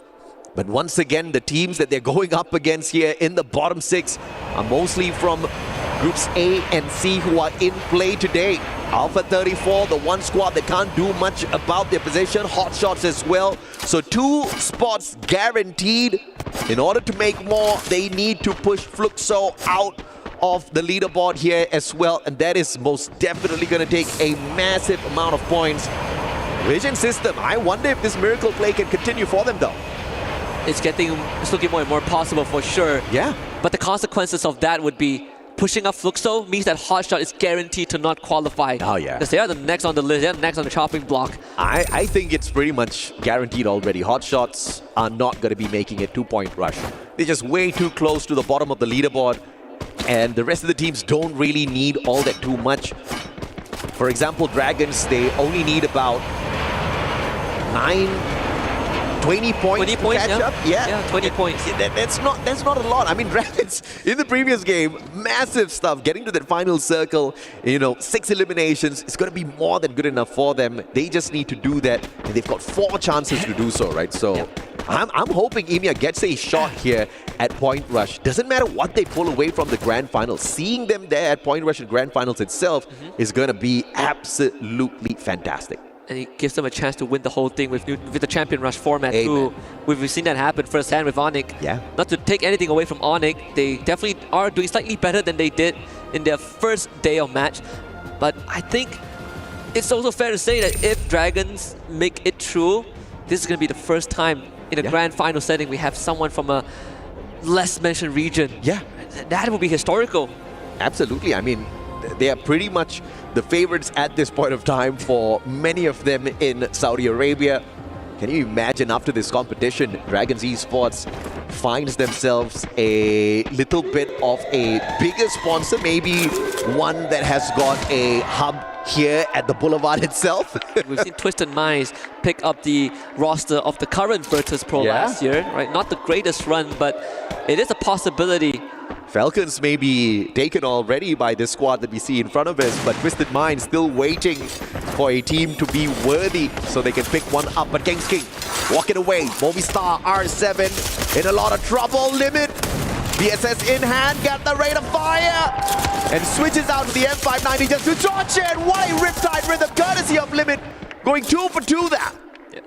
2 for 0. So much commitment from the side of Movistar R7. You can't blame them. They needed to stay in the round, and they know that they have to play distraction. So that 2 revives early on is going to carry on the legacy of R7 in this round. But for Team Falcons, they've definitely found their mojo. 7 eliminations and counting, and confinement. Plenty of time to loot things up. The blue is closing in, but it doesn't really affect Falcons too much just yet. Limit is super rich at this point of time. 2,900 coins in his pocket. Falcons are coin rich in case anything does go south for the squad. Finding a recovery isn't going to be that big of a problem, but finding a recovery on a map like Kalahari late game is going to be a massive issue for sure. So Falcons need to stop flirting around outside the safe zone and make it into the circle. But when they get to Bayfront, they should bump into R7 once again. RRQ, on the other hand, is sneaking around, just making good use of the lower ground. And this is a smart play from RRQ. They're anticipating for the circle to land somewhere around here, and the final circle to get to the spot where RRQ is at, the probability is extremely high. And I do wonder what is going to be RRQ's next move, right? We saw a couple of Dinoculars. RRQ got scanned out, Red Hawks got scanned out, and now a third one on the map that we're seeing. Dragons Esports also got spotted out. Onyx just flew in. AGAL, though, will be the ones that we're focusing on. It's playing gaming against them, and sadly, Barros didn't really get a chance to fight back. He tried to be the hero early on, and this time he will just be a past memory. Paying gaming, finding 2 easy pickoffs, and AGAL, I feel like we've seen this storyline before. He picks himself back up, but pushes down the portal, tries to go for the buffer, couldn't make it through in time. He really tried, but he just could not escape Motovia. Yeah, no glue wall there to make a miraculous play happen for himself. A tad bit unfortunate. Had the horizon line in hand. We were about to see a miracle play courtesy of Dew. One of the best snipers in the past, just hasn't been hitting those sharp shots recently. That will free up the path for rotation for Pain. They are pretty deep out into the circle. Another scan for the Dinoculus early on reveals where Red Hawk is. I feel like I could say it could be from Pain, because that's the most direct path into the circle. If you try to circle around the northern side, then crossing the refinery, it's going to take too long with the siren blaring. Raoni surely on the move, looking for Russia's #1 spot in terms of being the deadliest guy out there on the battlefield. Not too far away from getting that done. Vision system from up top. Beautiful knock onto Joker. That's not going to be enough to stop the pace of the squad. For the time being though, nobody else has got the elevation to deal with Vision system. But a couple of hook guns and a couple of jumps later, Vision system is going to be in a lot of trouble. But for the time being, the circle looks for them. Great positioning from the squad. The biggest winner right now on the map is actually Lost. They are uncontested, coming in from the northern side. And they can get a free entry if they want. Yeah. But for the rest of the team, it's about to get incredibly bloody. We are almost 12 minutes in, and we still have 11 full squad. And to fight at the eastern side of the refinery, a couple of structures, high-rise structures, but plenty of open ground. We also spotted Lost using the binoculars, managing to scan out 4 players on the side of Movistar R7. So they do know that if they make a straight beeline for the safe zone here, they're going to be in a little bit of trouble. But all thanks to the elevation that Kalahari presents. They play the cliffs to their advantage. They maintain cover as they approach the other squads. Buram, on the other hand, one might expect them to break a leg with that fall, but once again, thanks to the hook gun, which is pretty much cheap and available for everyone. Moshi not allowing Nejat to get away. Boonjame chipping in as well. Wasana fighting Exposi. Virtus Pro back away, Buram says. And this is just, again, showing us how experienced BRU players are. That decision to take fire was so quick and decisive. And Moshi landing those initial shots, that is what's going to make the difference in these crucial moments. BRU now rotates forward. They're going to make a bit of detour towards the western side of the map and try to cut through from that compound, from that area. But it will put them in the crosshairs of Pain Gaming and RRQ. Buram has not looked dangerous in a while. Waiting for that prime time to strike, and I wonder when that would be. Onyx, the only team eliminated thus far, and Red Hawks are very close to the exact same fate. But Moshi, Wasana, both going down. Pain Gaming delivering the hurt. Motovia with the sharp shots from across. Get High desperately hanging on. Has got the M79. Needs another grenade to wreck the chances of Peter here. Yeah, Jonah is going to try and help, but Get High is going to be knocked down by Noda. And BRU once more collapsing in the hands of Pain Gaming, as they pay the price of 2 members, but at least they're still in it to win it. Unbelievable stuff. Buram in the 9th spot. There's a high probability they get eliminated if they keep up this slow pacing for themselves. If we don't see an aggressive version of Buram, they are probably not going to be at point rush. But look at Lost, circling on in. Falcons in trouble, they see the team wide open. Grenade after grenade. Hararal, pounding, dropping those nades like they hot. And Falcons dropped right when they found them. Caught completely unaware and given a shallow burial by Lost. The Brazilian champions once more showing us the aggressiveness. Before the show even started, we saw Lost talking about their playstyle. Yeah. We see, we shoot, we take down, we eliminate, and we win. And that is how they won the domestic championship. Finished 4th last year on the stage, 3 out of 4 of them. And right now, they're about to make that point once more. Motovia finding Ma'al from up top, VSE with the steal. Unbelievable stuff out of the Brazilian squads this time round. They all want blood and they find those points behind those shots. Movistar R7 in a decent spot. Dudes wants revenge. Forced back by the circle. Can't go in there for the extra point. Will focus on their own placement first. Lost on the other hand with a quick reposition. And this is absolutely smooth from the squad. Pain Gaming on the other hand loses Monovia and gets taken out in 7. And Lost puts themselves in the circle too. They have VP and Dragon Esports to do it, but as long as they take care of teams like Movistar R7, they can stand there forever because Dragon Esports are also preoccupied.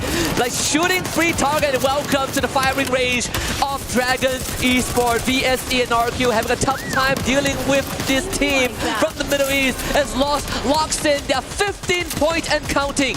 Again, you see Dragon Esports in the top 3, making the top 2, going up against the top dogs of Brazil. Dragon Esports, I don't care, even if they don't walk away with the victory over Lost here, they're winning my heart for sure. Haone with the down grenade. on the ground. Rahone is going to finish this off all with the grenade launcher. Seafolk does get a trade onto Rigby, but again, you need confirmation. Rigby ends up going down. Lost at 16, 17. Rampage for Haone, 7 under his belt. The aggression for Yasir, he takes the fight straight to Lost to take a gamble, but it did not pay off. The dice was rolled, but it was Lost that comes out on top. Booyah! Once more, 3 for Lost. 3 for loss, and the boys have found dominance up on top, and Rahone has found that #1 Predator spot, kicking Russia into that second position with his aggression. Grenade launcher for the win. These boys are launching themselves into the hearts of fans all across the world. This is impressive.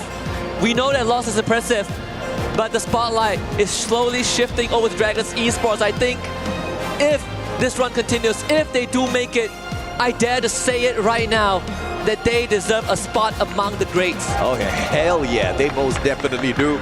But we all know how Champion Rush works, baby. The field is open for the play. Even the underdogs of the competition, all they need to do is just sneak into Point Rush, get into the grand finals, hit those 80 points, and walk away with a booyah to call themselves the champions of the Esports World Cup 2025. Free Fire dominance right here out of Brazil. The consistency is mind-blowing. It is. I think for Lost, they have more than proven enough to all of these rounds that they are the ones that has a very good chance of winning the whole thing and finishing the job from last year. But for Dragons Esports, keep your eyes on them, because 3 more rounds and we will find out if they do make history in top 12. We'll send it to a break and we'll be right back with more Free Fire action. Quadra kill.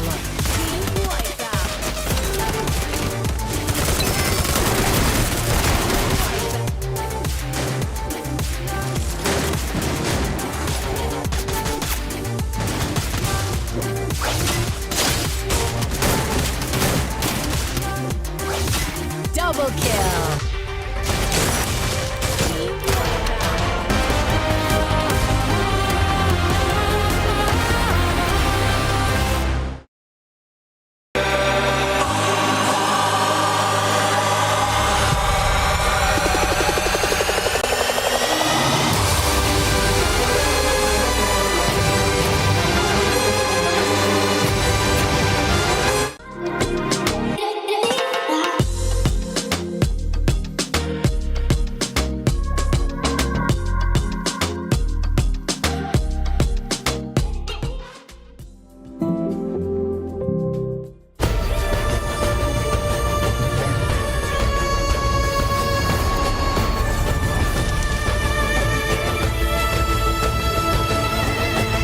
This land is calling.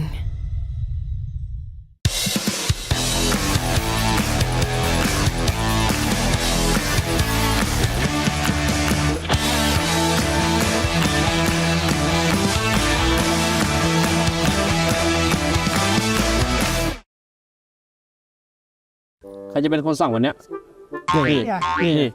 นี่ไม่ต้องเดี๋ยวปล่อยชุบเลือกไอเจลดีกว่ามาไม่ต้องเถียงกันละเดี๋ยววันนี้เล่นเอง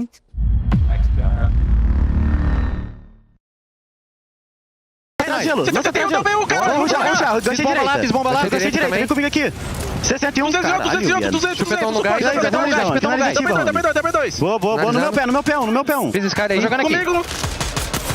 Faz lógica, tem? Correndo pra tu, Raoni. Miado aí. Faz lógica, tem, General? Não tem. Vem em mim os dois, Vem, Raoni, finalizando eu. Não clicou ainda. Clicando agora. Boa, caralho! Vai tomar no cu, cara. Boa, porra. It is all downhill here, folks, because we have just passed the halfway mark for day 3 of Free Fire at EWC 25. And LOS secure the third booyah of the day, this time on Kalahari. Welcome to the very fluffy panel, folks. I hope you are enjoying the show, the matches, and obviously your very fluffy panelists. My analysts, we have a lot to talk about because that was a really calculative game of Free Fire. 10 minutes. We still had 12 teams, 4 48 players. Everyone played so slowly. Neptune, you got to break this down for me here because, I mean, why did everyone just suddenly slow down? Yeah, it seems like they are going in for placement points first. So they don't want to be that aggressive. But we've seen a lot of aggressive gameplay. But at this point, especially in Kalahari, there's a lot of survivability factor. With that hook gun, you can get away as quickly as that and revive your teammates. I think you're looking at this with rose-colored glasses for Neptune. This is ridiculous because Lost are honestly changing the game here. They're forcing teams into each other. They are taking so many elimination points, and God, cool guys don't look at explosions for a reason. And not to mention, Lost, where are they on the leaderboard? There you well, currently they are rocking that #1 spot, not only in the match ranking, but also on the overall standing. And I love the performance of Lost in there. They were able to go for the backstab, and you did mention explosion. They just exploded. 15 Falcons has been wiped out quickly by Lost. With that being said, though, 31 points by the end of this match. RQ just behind them, but I don't even think teams were expecting Lost to do this well, because that means in the overall rankings that puts them at #1. But at the same time, it's forcing teams to think about this game differently now. It's not about, hey, do we need to take our time? It's, can we make sure that Lost doesn't steamroll us, especially coming into that 4th and 5th ring? Okay, I know we're highlighting LOS a little bit because they're at the top of the leaderboard. We gotta talk about the Dragons because they have been so consistent today. They placed top 3 in the first two matches, and then they come second in this one. What is going on with the Dragons? Yeah, I guess they're just going into the basics right now. Survivability at its finest.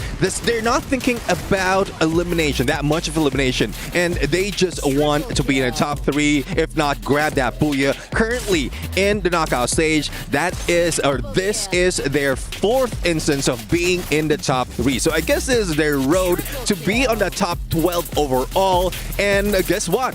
AG Global and Dragons are currently tied. I think the process of which they have figured out not only rotations, but most importantly, their landing spot and their recovery has significantly improved from the previous day, allowing them to consistently get into the top 3.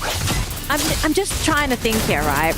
Is this maybe a case of Dragons just doing their homework?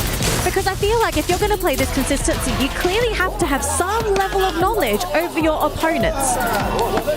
Yeah, it seems like it, because I was talking with analysts from the Arab side, and there is discussion that they have been studying not only the entirety of those in EWC, but also those in Southeast Asia. So there's a possibility that the movement, the rotation has been followed overall, and halfway through, they're just going in for the placement. We might see a lot more elimination later on. I think at this point, maybe people have been underestimating their homework, but at the end of the day, I think the Dragons Esports are, in the famous words of Goofy himself, just yucking great. And it's only a way up from here because we still have 3 more games. It's not done yet. So if the Dragons keep going like this, they're going to basically guarantee their way in top 12. I mean, Neptune, are Dragons guaranteed top 12 yet, or are they still kind of looking rocky here for points? Yeah, they're still on the edge right now, and they need to maintain those placement points, even add a lot more of elimination. But they're very close on taking out hot shots and bringing them to the top, away from the top 12. So I guess they're close, but still no cigar. I think that teams at least need to start thinking about these last couple of maps, because we've seen in these past 2 days that once we get into the last leg of the race, desperation starts to become very important, and more importantly, so the points that you can get from being desperate, fighting early, fighting into the mid game, they got to start cutting off the fat. Like, how, Neptune, you got to cut that fanny pack off. What is this, 2010? Wow, thanks, Gideon. So just a quick update for our overall ranking. So as you can see at the very top, we have Lost with 163 points, and they have a humongous lead over the remaining teams playing in groups A and C, because EVOS and Core Memory, they finished their games. They're not playing today. So essentially, the rival team is Team Falcons, but this is 30 points, gentlemen. 30-point gap between these two teams. I think with the 30-point gap, what everybody needs to look at is on that second page, 12 all the way down to 15. Because if any one of those teams, except for Alpha 34, also achieve that 30-point lead, that means everybody else is not going to progress as far, allowing that top 12 to be more achievable. One thing that's unfortunate though, Virtus Pro previously, before the day started, they were in 13. And only a few more points and they could have crossed over, but they failed miserably in 2 matches and it's still happening. So not quite sure what's happening with Virtus Pro, but hopefully they can recover. But that would mean that Dragon Esports will be pushed out. Okay, so I also saw on the right side of that ranking, I saw Buram's name. Now the question that even though they're over there, how many points are they sitting on? Okay, this is going to be such a crazy question. What are the odds of Buram falling out of top 12? Well, it seems, or it looks like they are doing so, but we all know Buram. They won't let it go, and when it matters, they will be getting all those points. It just so happened in this instance, they went in for engagement a little bit early, so it's tough to call if this is really a play for them. Well, I think we got to cool the stage off a little bit because we did have a bit of a sweaty match just now on Kalahari. So it looks like we're ready to fly into Alpine survivors. Gonna throw over to our casters right now as we get ready for game number 4.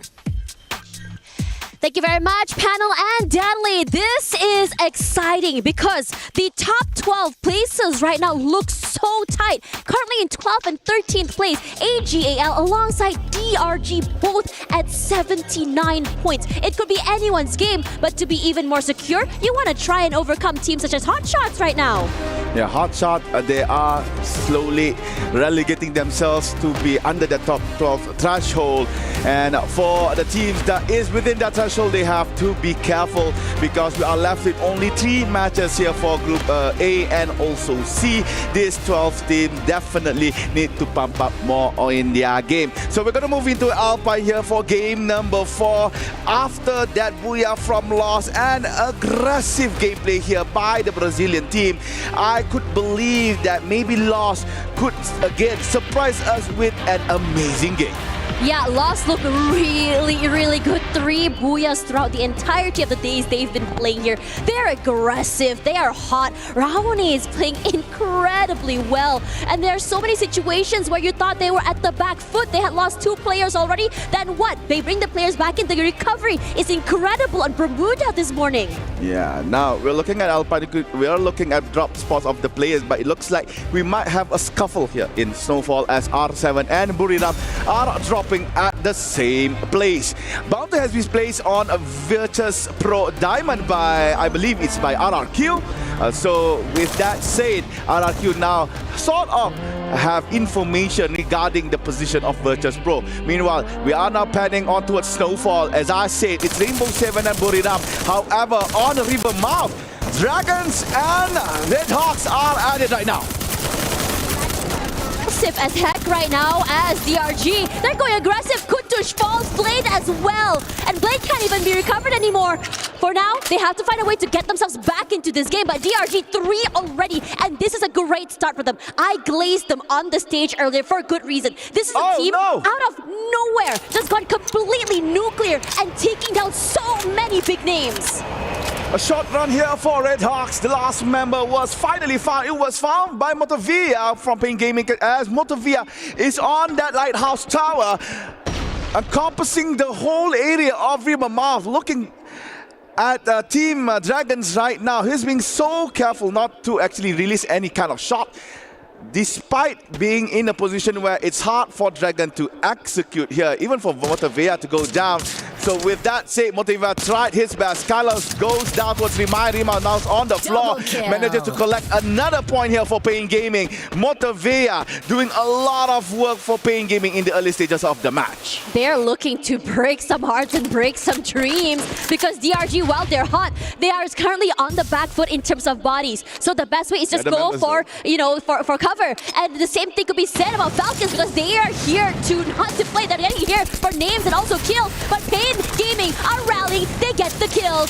DRG, one more member falls here, but for Pain, they try their best to get those pickups. But Falcons Falcons, Peter, he's aggressive. There's a reason why he is one of the #1 decorated players on this team, and he has taken that first pick off for that team, and they're looking to find a different way to eliminate Pain from this game.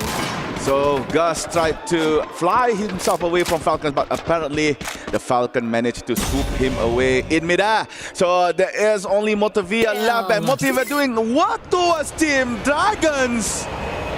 He managed to secure 4 elimination for this Brazilian team, all alone with that car and also Woodpecker. Oh, such a unique setup here by Motovia, using the glue wall and also the mini jump pad right on top to gain elevation and a good angle to actually go towards Forest Rate. So main job here for Motovia, he has to revive the others. You want to be able to do that as well. I mean, you saw they had a bit more advantage in terms of their cover and positioning as well, but Falcons did a great job of rallying and being able to break through those defensives, running in as a 2-2 to be able to just really push them outside into the open arms for his teammates. And I think that Falcons, while they have been a bit more quiet, they are here today to just really solidify their lead. Alright, Pain Gaming is back. Motovia managed to actually revive everyone back. Meanwhile, a little bit of a scuffle here in Rai as AGAL spotted Onyx Olympus scouring around the same area. Rai is a very open space area. They have to actually close in their gap. Meanwhile, Noki was knocked by View on the backside. That they have to take refuge in that arsenal. Noki again on the floor, this time alongside Adam. And Onyx Olympus not looking so good. They have to fly away, and indeed they did. So the remaining members tried to exit. Only one member actually exited as Zyro was left here to handle AGAL all alone. Varus tried to break as much wall as possible with the Groza in hand.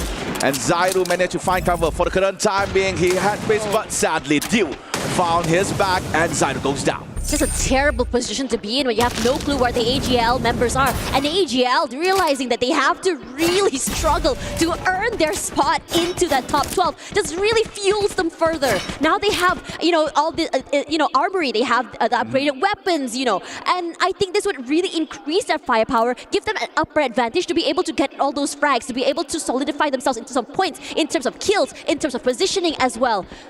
Alright, we might see another Falcon and Pain Gaming interaction here, this time on Rivermouth. Here is a short replay from Rainbow 7 where we could not actually report it for you guys, and Rainbow 7 manages to actually control Buriram. It looks like Buriram has to exit the vicinity instead. And now we're looking at Falcon again. We're about to see whether or not Falcon repeats their match against Pain. They had a very good run earlier where Pain was left with Motovia to do all the revive, but apparently Pain manages to actually find a route to fall back, but Gus has been spotted by Falcons. Yeah, Falcons, they're ever watching, eyes like a hawk, if you want to say it. Gus gets backstepped here, his teammate wants to pick him up, but I don't think that Keroro is going to allow him that space to be able to do so. A lot of pressure going toward him as well, and Peter cannot do a lot to help his teammates in this situation. And as for Falcons, they're understanding that in this dire situation, the best course of action is to take a little bit more space. Pina tries to actually do some suppressed fire towards Team Pain Gaming, but knowing that they are quite far apart against each other, so Falcon decides to actually just maybe find another thing to do here in Rivermouth, maybe find some resources that are lacking in the team. But it looks like Pina was aimed at, I think, Pain Gaming. Yeah, Pain Gaming from the minimap. It looks like they are trying to engage on towards Team Falcons. Meanwhile, the first zone is about to close. There's a few teams still outside of the zone. Example, Buriram, AGAL, and also Lost. Dragons resetted back their team. However, they are currently being bountied by another team in our Alpine, and it looks like the circle has updated, putting Sunside as the middle point. Interestingly enough, that southern side is such a heavy point of contention. So many teams rotating over, which means we're going to see some bloody fights coming from there. Virtus Pro, I think they can chill for now as the rest of Onyx are looking for a slower and later rotation as they try to bring themselves back into this game. And I say bring themselves back into the game is such an important thing for them, because you want to be able to make sure that you have a bit more space to work with. Your teammates are able to get back into the game safely, and you're able to rendezvous together, to move together as a unit. Alright, we're looking at Vision, System SP. They had two good games actually, despite currently being in the lower part of the overall table. They still have that hope to try to get to the top 12, trying to cut off teams from AGAL as well as Dragons. If they could actually get 3 more good games with good placement and elimination points, even with a Booyah, we could see another Latam team proceeding towards the point rush stage. Meanwhile, we're looking at RRQ happily camping at boot camp. Again, this is also a base camp, sorry. This is also another vicinity within the midpoint of our new zone. And Mal equipping with the AWMY, high damage, high caliber. Sadly could not go through glue walls. Only the M8-2B could do that, but still a very scary weapon to be facing against. I'm looking at DRG's rotation right now from southern side. This is a very scary rotation because they are currently right against the zone, and most importantly, if they do break into that circle, there's Falcons waiting for them. There's AGAL waiting for them, and that's the worst part because AGAL and DRG are currently on that same amount of points. They need to both be able to kind of like break each other to be able to earn their spot into that top 12, and it's really scary, especially when you're up against a team like Falcons. Another potential team going to point rush, Movie Star Rainbow 7. Playing it slow, does not enter the zone early. From Railroad, it looks like they are opt to go to Carousel. But the thing about playing in Carousel is that there is a body of water, so if they were to play around near that water, it could prove detrimental. Meanwhile, again, another team has entered base camp. This time around, it is Virtus Pro. Yet to get an elimination point in our game right here. They are side by side with Team Falcons as well as Team Vision System. Meanwhile, Lost just exited Rivermouth.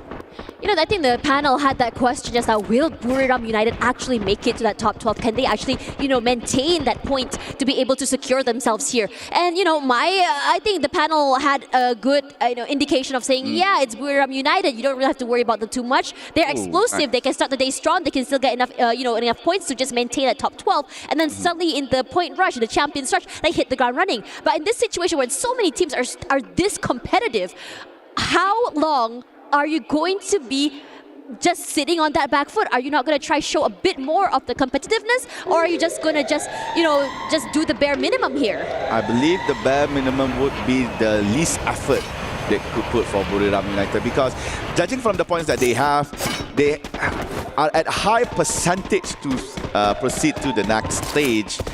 Same goes to Lost right now. We're looking points, at them. Yes. Yeah, same for Lost right now. They are quite how can I say, comfortable to be current, being as they have sufficient points to be proceeding towards the point rush stage. And again, this is the airdrop brought to you by STC.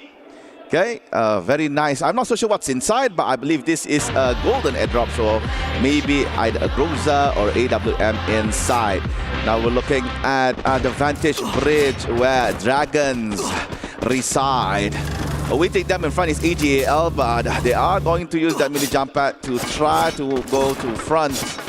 And Dragons awaiting the new zone. And talking about the zone, those who are inside are actually right smack in the middle. Falcons, Virtus Pro, and also I believe only one member of Team Onyx Olympus. Therefore, the team that is in the middle of the zone will try to kick beat. Meanwhile, RRQ and R7. Yeah, very aggressive coming for RQ here. They're hot off that win this morning. They've done the rituals, and it's working out very well as R7 just crumble. Games King falls as well. The rest of RQ just taking their time, moving together as a unit. They've gotten 2 members of R7 already, and they can now chill. They're playing at the side of the zone here. The rest of R7 forced out there, back in the open, into the zone again. And this is the question. What are you going to do here? You have a vehicle. Yes, you have to go for a longer rotation for sure, but time is ticking. He's trying to adjust the vehicle. Yeah, you could reverse Hux. You could reverse the vehicle. All right, Hux has a vehicle. However, he's now all alone. Not much coin for him to revive at least one person. So his only option is either to survive or trying to find maybe a respawn platform. But sadly, the current circle does not provide him that option. So Hux has to play alone. And meanwhile, we're looking RRQ flying towards the base camp, trying to get to the center point of the new zone. Meanwhile, Pain Gaming blasted bullets on towards Team Lost, but at the same time being disturbed by one lone member of Onyx Olympus. And Loss is looking at AGL. Loss is looking hot. If you ask me, the southern side where they're holding completely open, they have the scoped weapon as well to allow them to go for these long-range fights, but the fights that are long-range are taken away by Dew, as Hawks eventually does fall to Onyx, in fact, who has placed himself out there in the open. But for the rest of AGL, they're stuck here. The zone's pushing, they're stuck literally between a rock and a hard place. As Rigby finds that first pick-off, Sypha falls, has to recover, nice. Can't do that. The glue walls are just falling so easily, melted right now, taking so much damage. Barros as well, the numbers are dwindling, and AGL don't seem to have an idea how exactly to recover from this situation. You alone here, and now the members have followed a double kill for this guy who's putting in so much pressure. AGL falls, and I think for DRG, this could be the holy or the hallelujah moment they needed. Under the mercy of Team Lost goes down AGL. The next thing you know, Dragons as well on 9th place. Lost yet again. Shoving bullets this time on towards RRQ. With the M249, definitely the weapon of choice of taking down barriers as well as glue walls. So Lost controlling RRQ, forcing them to be inside of the building. Meanwhile, Onyx Adam is following Virtus Pro all on his own, and Adam finally got caught, but RRQ Dudes with the grenade managed to get a triple, I believe, as Adam and two members of Virtus Pro have been eliminated. Exposé and Diamond has to run away. Exposé has to tank the snow grenade a little bit, and there you go. Onyx has been eliminated at 8th place, and now Chaos is upon them near base camp. Because this hard shift is making everyone fight for that spot. But RQ is doing phenomenal in terms of positioning, in terms of style of play. They have already 10 eliminations at this 5th circle, and they are still going on here. They just found the members of BRU as well, taken them down, and now they're on a rampage. Who else they want to go for? They set their eyes onto Lost, puts a bit of chip damage, but not enough. But still, they don't have the zone. They have to rush forward. But because Pain and Lost are on this fight here, Pain is just going super aggressive. Rahone falls, and RQ are happy to take this space away from the rest, who are later to rotate into the circle. But they're not done because Falcons is here to stop them. Falcon taking down RRQ one by one, but no Dudes with the grenade launcher taking down the last member of the Falcons. Now it's just RRQ and Pain Gaming, but Pain Gaming has the help, has the number. Only Dudes left alone, running for his life in one particular spot, and Motavia awaiting for that blue wall to go down. Only Dudes remaining between Pain Gaming and that second Booyah in EWC. Dudes trying to control the car together with Gus, but Gus bringing him out. Motavia secures the kill, and that is Booyah for Pain Gaming. Valiant effort for RQ Dudes. He really delayed the inevitable. Tried his best to at least get a point or two before things went wrong. And you know what, Pain? Yeah, talk that smack talk, because honestly, you guys deserved it. Another booyah for them today. Not today, but in this particular week.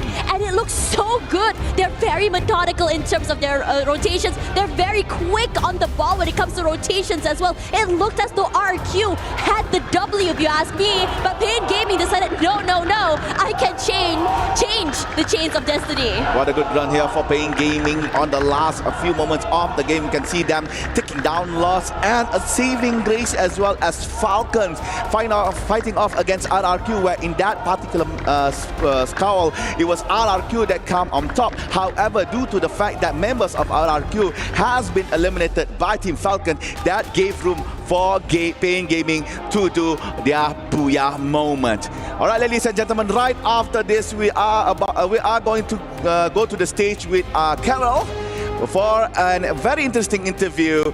So, ladies and gentlemen, again, booyah at Alpine for Pain Gaming from Brazil, and that is their second booyah for EWC. So, let's go off to Carol on stage. Thanks so much, guys. You have been doing a great work today. And so far, it was only match 4, and we have watched enough here today for the Brazilian teams. Another Buia from Pengame, but right now we gotta talk with the Lowe's team, especially with this guy here that has overcome even Evil's team. Wow. I have actually some stats to share with you because you have the most eliminations overall among us all the 3 groups, and your team has beaten Evils in terms of damage. So for sure, you have been doing a great job here today, Raoni. But right now, it feels like you guys are looking for a redemption against Team Falcons on AWC 24. How does it feel right now, seeing like you have been being on the farm to take the champions during the title, the champions title during the finals?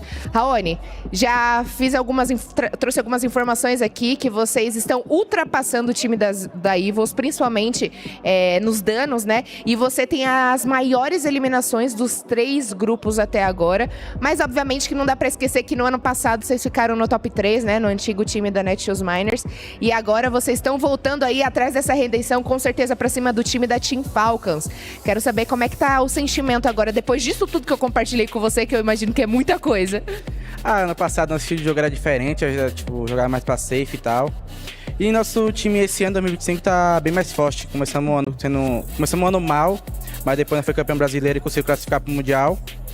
E o nosso estilo de jogo tá muito bom, atrasado, só rushando. Um estilo de jogo que eu gosto muito, nosso time gosta muito, que é mais rushado do que ser rushado, que é bem mais fácil, né?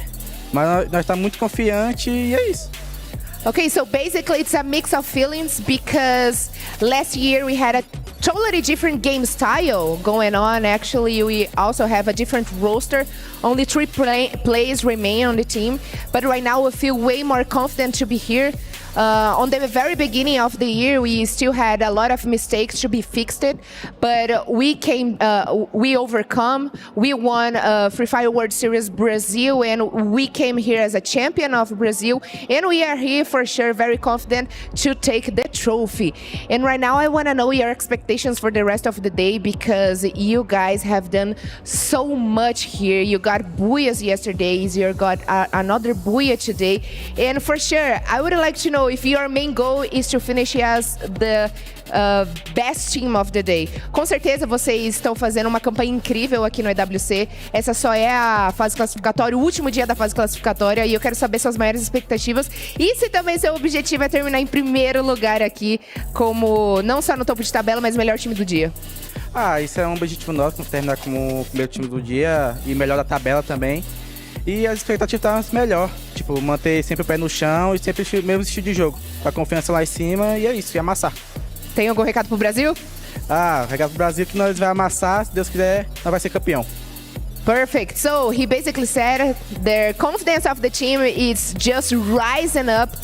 After matches and matches, they have set a new strategy to be here today, and it's only the knockout stage, but they are seeking, they are thirsty for the trophy, and they will not allowed to come back to Brazil without the trophy. And that's all, my friends. We have watched great actions on Free Fire today. Today is the last day of knockout stage, and there's still a lot more to come, and I'm excited to be part of this.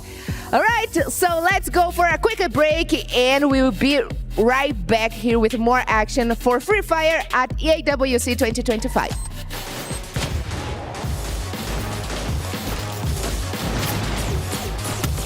Double kill.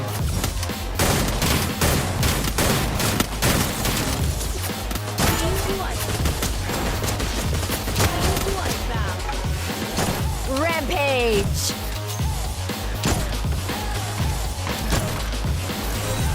Killing spree. Killing spree.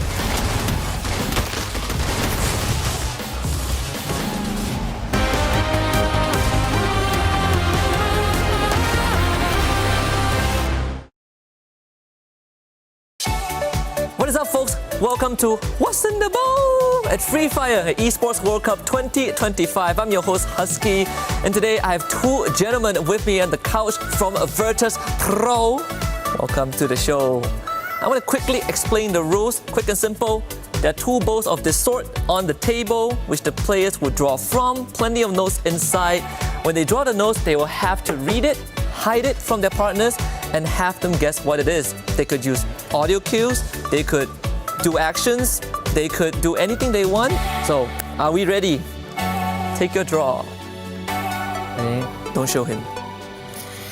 What have you got?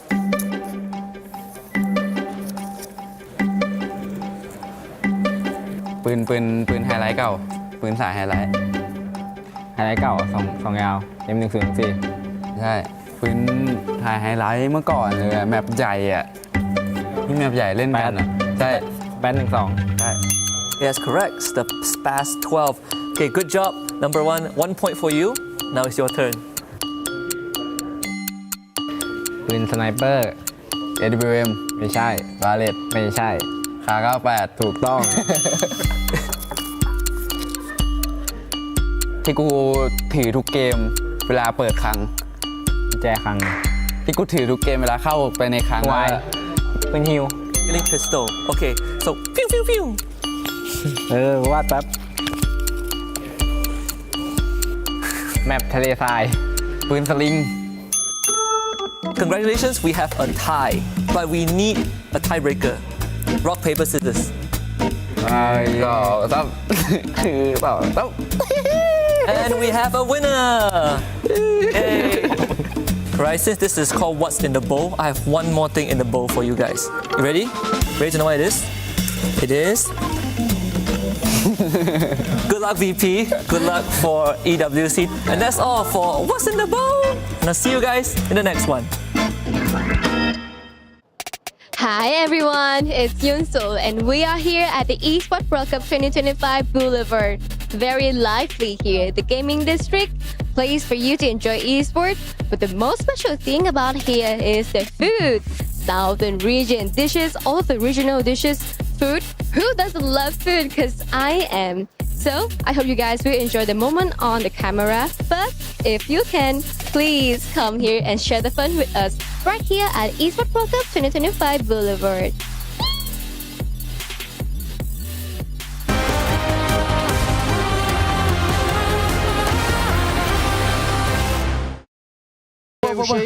Deixa o moto matar. Não, vai matar. Deixa o moto matar o último. Eu vou salvar, deixa o moto, fica na boa, Pet. Só mata o último, mano. Ô, porra, sem bala. Relaxa, fica na boa. Quer Oscar, alguma coisa? Faz no sigilo aí, força no sigilo aí. Verde, dá uma tira. Vamos na panela. Mas não mata. Não mata, Pet. Fica na boa, no carro. Vou pegar o carro pra ele não pegar. 6,59. Tem que pegar aqui, vai pro gás. Matei, porra. 10 kills do pai, porra. Você, caralho, você. Bate, pô.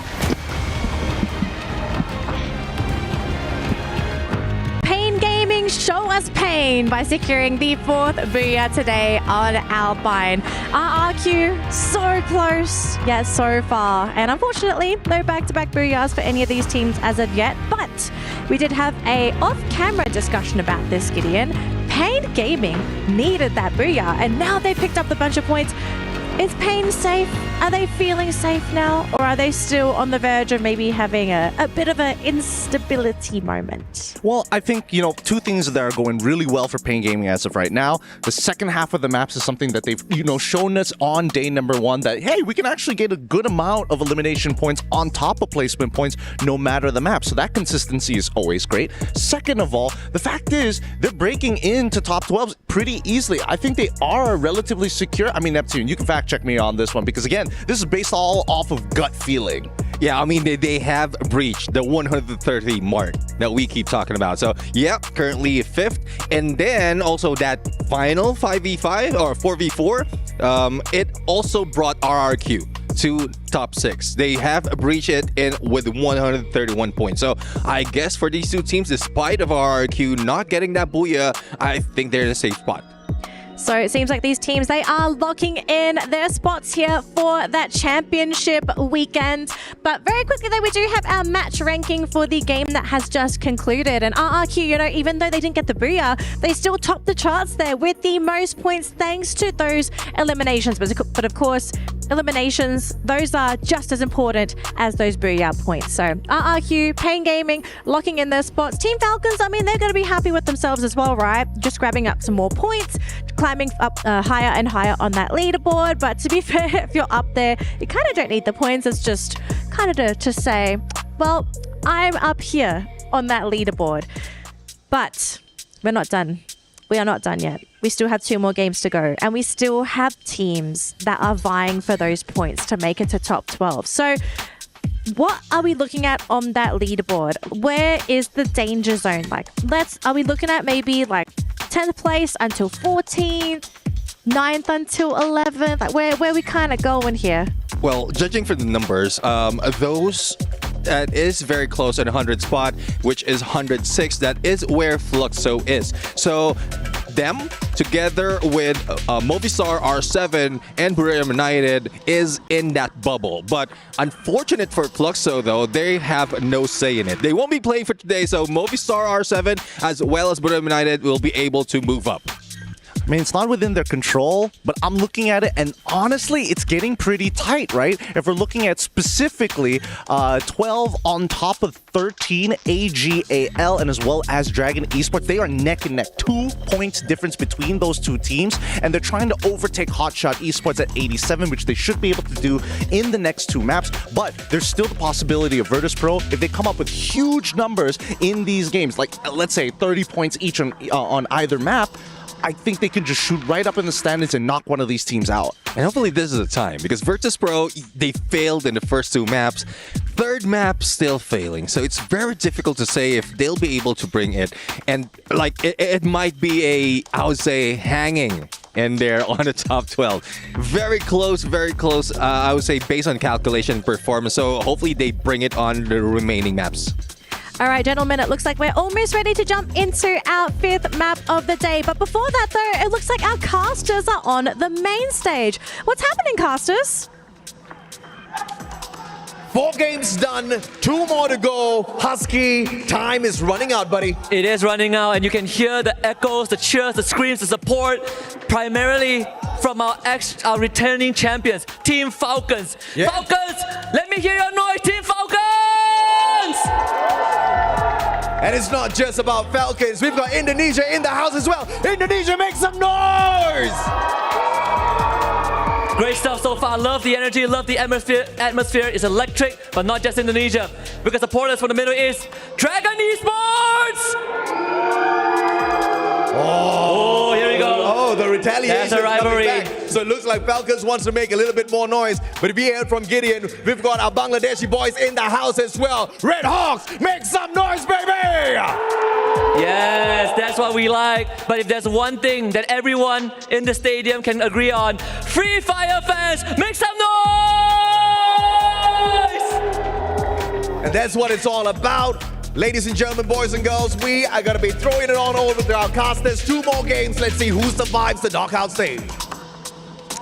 All right, Hotshot, AGAL, Dragons, Virtus Pro, and as well as Onyx Olympus. This is the 5 teams that are currently close with each other within the relegation zone.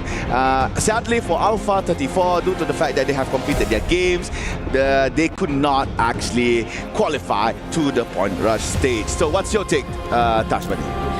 It's so funny looking how neck and neck AGAL and Dragon Esports are. By 2 points. Yeah, by 2 points. It's just crazy stuff. I thought that, you know, the point disparity would be a bit more, especially since last game, you know, AGAL was eliminated a little bit earlier, but no, they're still very much both in the red zone. Now coming into this one, I think we've got 2 more maps to go. Things are getting hot. Things are looking very, very scary for these teams. And meanwhile, for teams who are at the top, a little bit more, I would say, safe in terms of their points. Buram United over at 10th. So Hotshot Esports, AGAL, Dragons Esports, could be anyone's game. Yeah, true.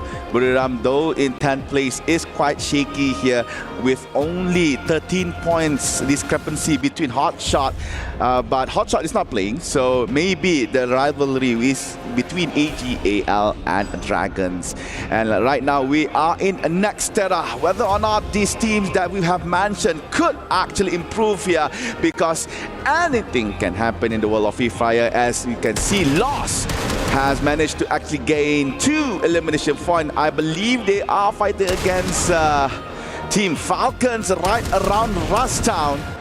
So we just have to see. General has been eliminated by Pina. That was just the recent thing that we could see in our match. But sadly, Falcons, they had to sacrifice 2 of their members on towards Team Lost. Meanwhile, Lost, you can see that empty Sexy, very Sexy here, has managed to revive those who has fallen. 2 for 2. Fair enough, but the fight's not done. Pina will be the next one to fall. Kaone today has been really sharp, very adept, very aware. And I think for him in particular, in terms of eliminations, in terms of being able to play that first contact play, I think because the players of Lost are just so individually brilliant, they're allowed to just really roam around away from each other. They're allowed to take up space alone and without really worrying or needing too much support for their teammates. And if push comes to shove, the rotations that come through have been great. All right. You can see on the kill feed, we see on the Olympus, we see Rainbow 7 and Dragons as well. Currently in Twin Towers, you can see that Rainbow 7, Twin Bridge, I'm sorry, is slowly getting one by one members of Team Dragons. The MENA team is now being chased away. Seafox is under fire, had to pull down the glue wall. Yase, in the meantime, trying to find space for him to escape. Seafox has been found by Deya with the XMA, but Joker on Yasir! Oh no! That is for Dragon Esports. They have been eliminated by Rainbow 7 on 12th place. And this is just music to AGAL's ears to be able to just really solidify their lead and leave DRG with the back foot here. I mean, there is that solace knowing that there is that one more map, but there is that question as well. How far can AGAL go this map? How big will the lead be? And how much damage can they do here? Because AGAL has proven to us time and time again, they can do incredible damage to other teams. They can farm those kills as well. And in terms of rotations, they can be just as aggressive as teams such as Lost and Falcons, even Pain and RRQ. Yeah, again, a solace here for AGAL as Dragons has been eliminated with 0 points. Meanwhile, Deya again trying to add points for Rainbow 7. A little bit slow onto Zairu here. Manages to actually take a glue wall down. However, Noki and Adam was caught off guard, entering Intellect Center into the mouth of the remaining members of Rainbow 7. With that said, R7 right now on fire with 6 elimination points. R7 seems to get hot very, very early in the game, and it's really devastating if you allow them to really take the momentum. As Buram United will be the one to struggle, face up against this team that is super hot right now. Currently at 10th, Buram United has had the best of games, but they are currently trying to see whether or not they can come to the top. They want to challenge R7, but they aren't in the best position to do so. They are in a disadvantage in terms of positioning as well, trying to play together as a team. And off angle could be huge here, but Wasana not able to land that crucial shot. R7 maintaining their ground. They opt to fall back just a little bit to provide space between them and Buriram. However, Buriram calculating the position of their team members, trying to circle around this Intellect Center. However, to no avail. Rainbow has fallen back. Buriram is doing the same thing as well. Meanwhile, for Pain Gaming, looks like some shots were upon them. However, they, again, similar to our teams in Intellect Center, has to reroute their journey back towards, I believe this is Deca Square with the pink flowers on the ground. And on Deca Square, from what I can see, there's no one there, so it is safe for Pain Gaming to try to reset and regroup. A lot of movement. Onyx already very happy from Topia, just chilling there. I think this is just side by side with another team as well. I believe it's Red Hawks over in the same vicinity here. But most of all, I think most teams just don't really want to take these early fights. Everyone started to beat. Nope, spoke too soon there. Red Hawks and Onyx finally committing to this fight. But the same thing could be said about Virtus Pro and RRQ, with RRQ taking the more aggressive approach, taking up so much space already, rushing forward, extending it. But RRQ undeterred, they have a player all the way in the backside to play this long-range support as well. Nice shot onto Benjum, but not enough to take him down. So for the time being, RRQ, VP happy to play a little bit more passive and just play together as a team. Diamond ate a lot of damage here, but this is a sign for Abai to just rush forward. Not enough to get the knockdown. He rushes through, gets more damage onto a Diamond, but still not enough to get the shot. Some nades thrown out. Blue wall set up to set them up for success as well. And the rest of VP, they're saying, no, not today, dog. We are just daddling out of here. But Boon Jam not able to run away with his life. The same could be said by Exposy and Diamond as well. Because we have Pain Gaming here as well, trying to join in on that fight. Abai is chasing right now. Gets another point to his name. And RRQ with 3, happy with that. And saying, okay, let's not pursue this. Pain, you can have that slot.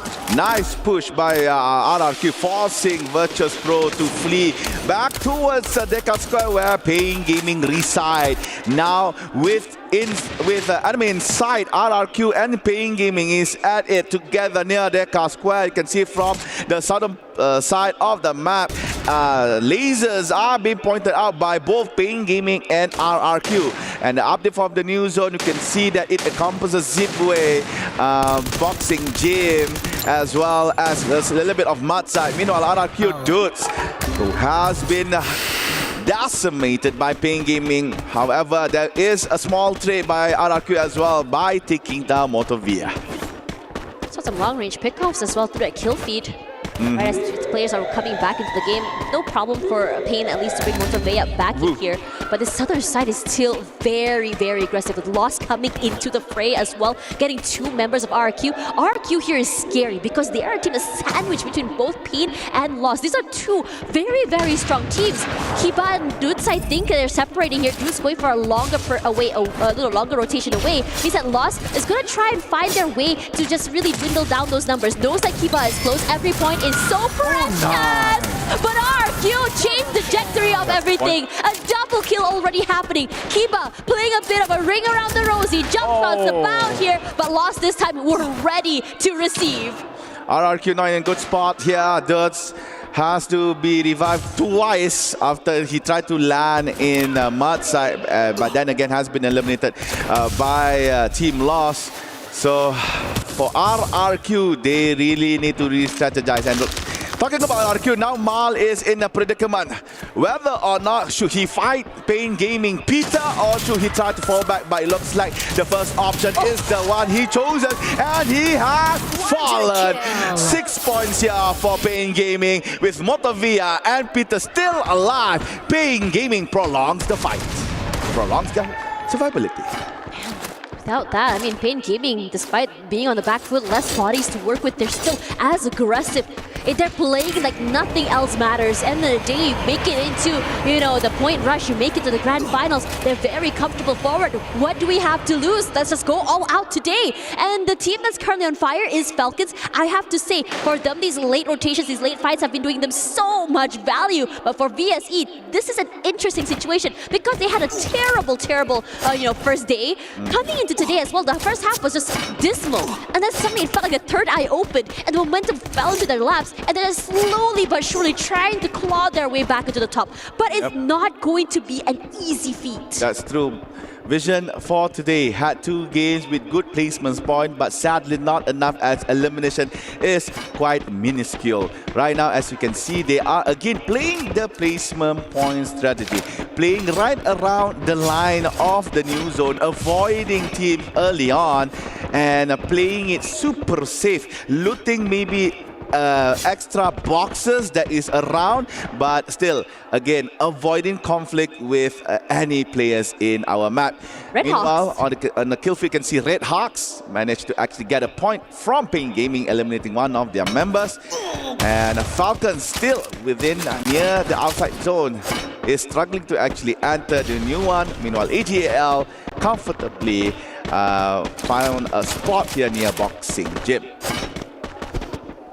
Circle shift once again. with teams such as Onyx as well as R7 already very comfortable with a nice space to work with. AGL playing by the side of the zone could potentially slowly become the gatekeeper if they choose to be. We'd love to see what's going on over there over to AGL. It's not a bit more active here, but the same could be said about LOS loss.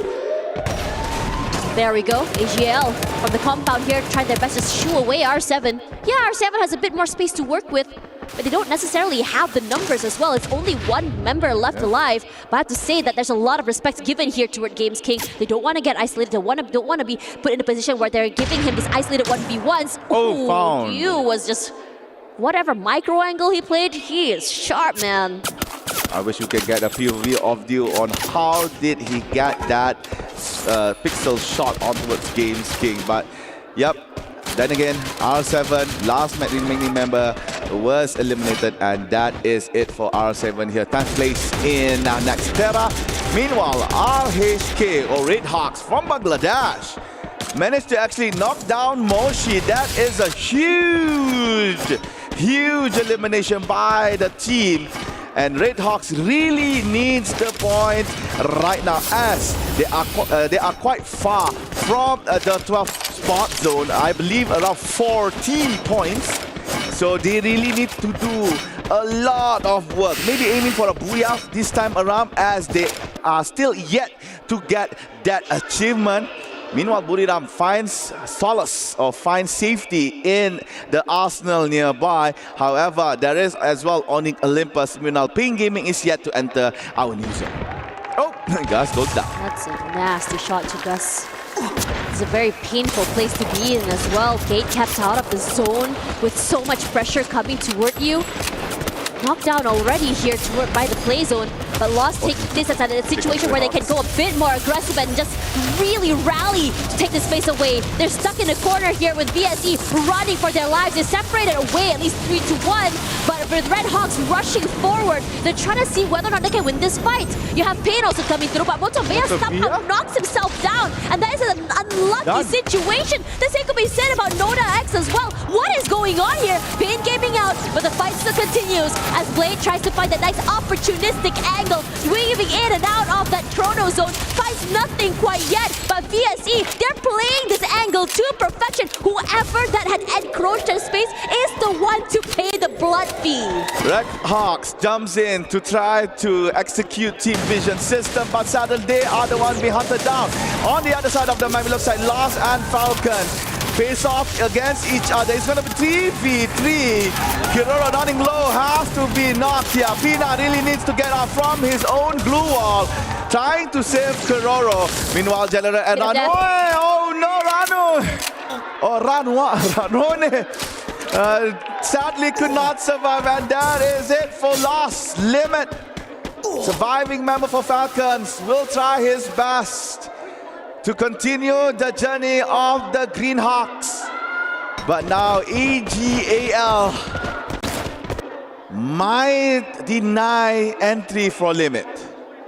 Honestly, I have to say, for Lost just now, they just got boxed in. It's just an unfortunate situation. And AGL, it felt like as soon as DRG were knocked out, they were like, yes, this is our gold opportunity. They felt really good. They're just aggressing right now. They have 5 eliminations. They're already here, all the way toward the 4th circle.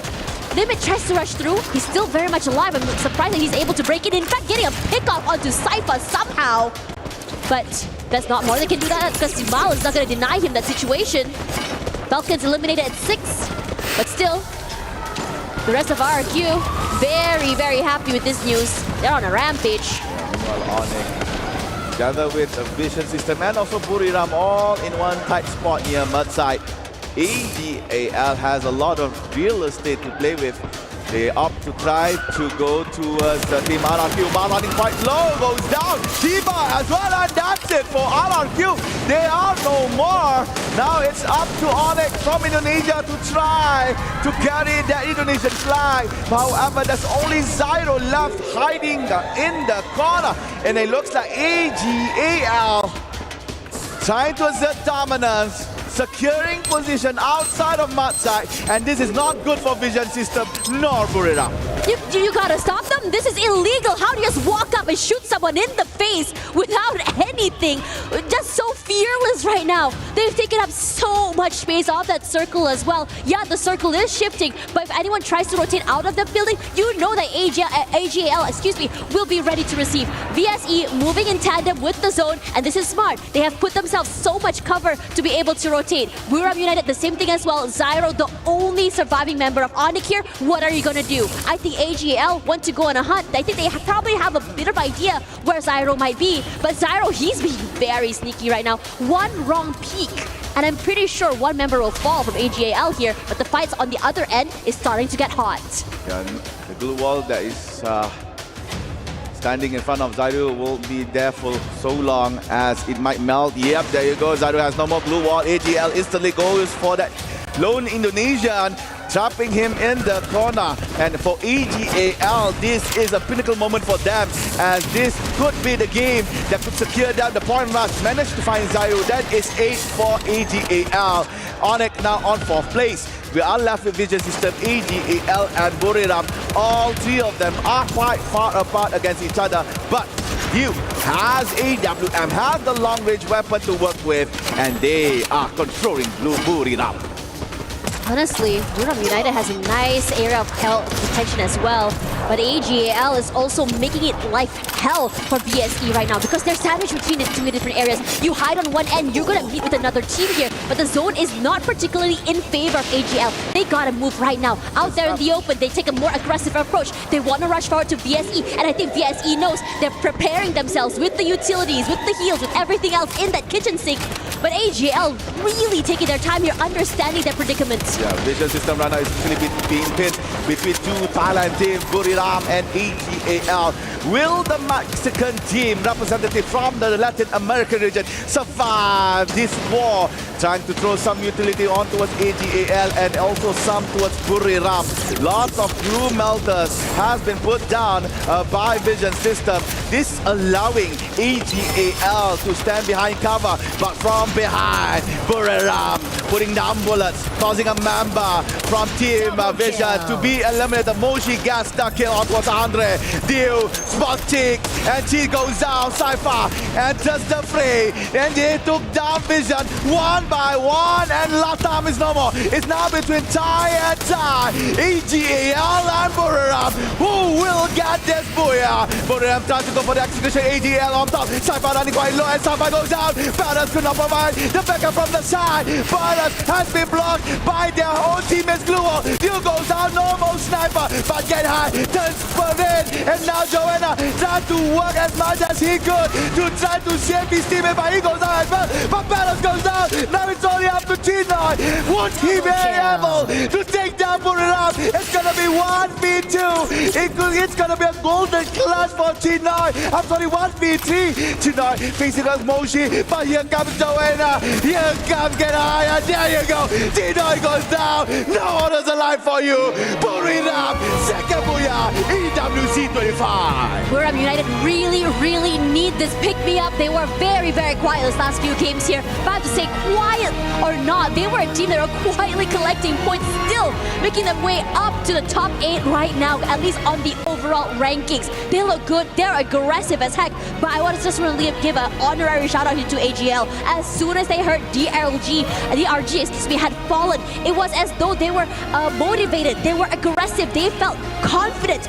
Dio had 6 eliminations on his own that game with 12 elims total for AGL, and this should really catapult them forward to a more secure placing for that top 12 spot. As I was saying, Buriram is in a shaky spot back in 10th place. With that booyah and elimination points that they managed to get, definitely secures them the point rush slot. Meanwhile, for AGAL, despite not having that booyah, the points that they have collected in Nextterra actually saves them from relegation. They still have that chance to proceed towards the next stage. As you can see, handshakes was given by the manager, the coach, praising them for a very good play in Nextterra. And yep, we could see AGAL tomorrow. And for now, guys, we're going to go for a quick break. After this, the final maps of the pod. Go anywhere.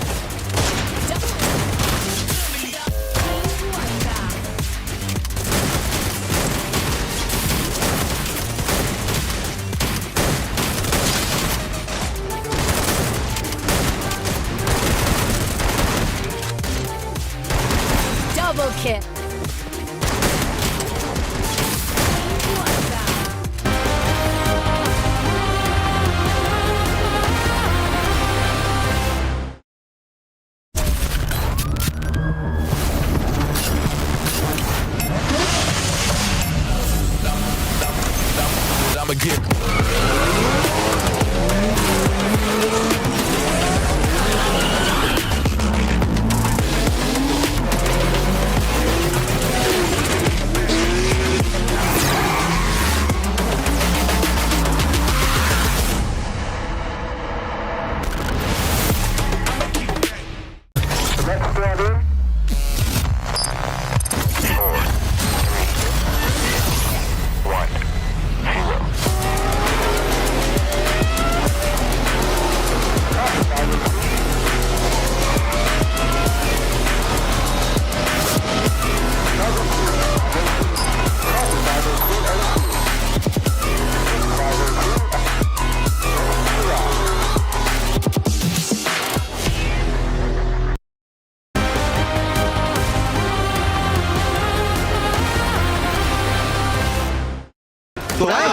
ตัวเดียวช่วยปิดแล้วเผาปิดแล้วใจเย็นตัวเดียวทำกูแล้วออกมายิงไว้รอไว้ปิดหมดเลยมาซ้ายใจเย็นมันออกประตูทางที่เรามาปิดเลยแฮกลองนะเพื่อนเน้นหน่อยเพื่อน3-1วัดไอ้ตัดมาไอ้เหี้ยไอ้ตัดบังกูเหี้ยออกมาล้วเนี่ยไอ้เหี้ยแม่งฟรีเลยวัดใต้หูยากขี้เขาหูยาก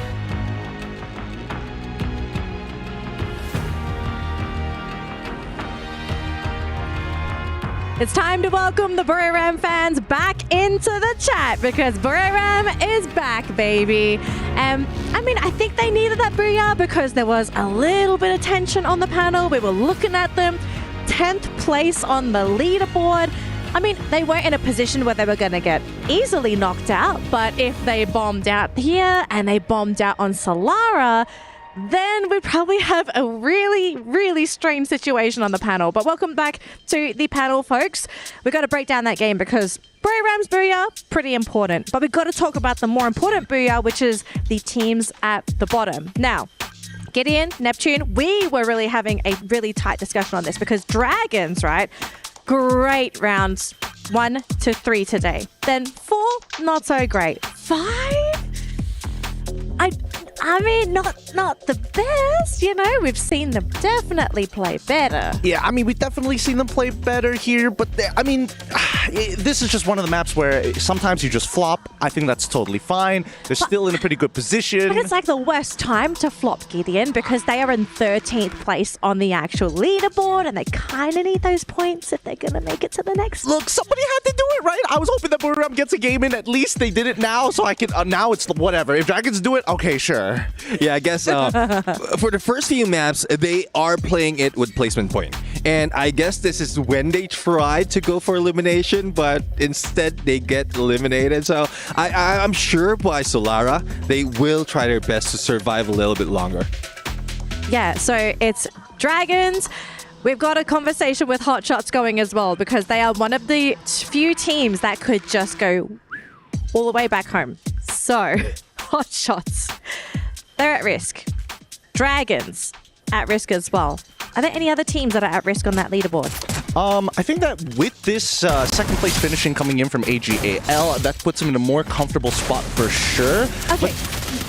It is safe to say they probably are guaranteed because I feel like they scored enough points to kind of push them over that line. Here's the thing. That's when I'm starting to think that maybe Onic, Virtus Pro could get some big game points and then turn things around. But I'm more worried about the teams who've got nothing to lose. Teams like VSE, for an example, who are kind of like, hey, they can technically drag one of the teams down if they just do a little bit of targeting and some caught drop in, might turn things around for them.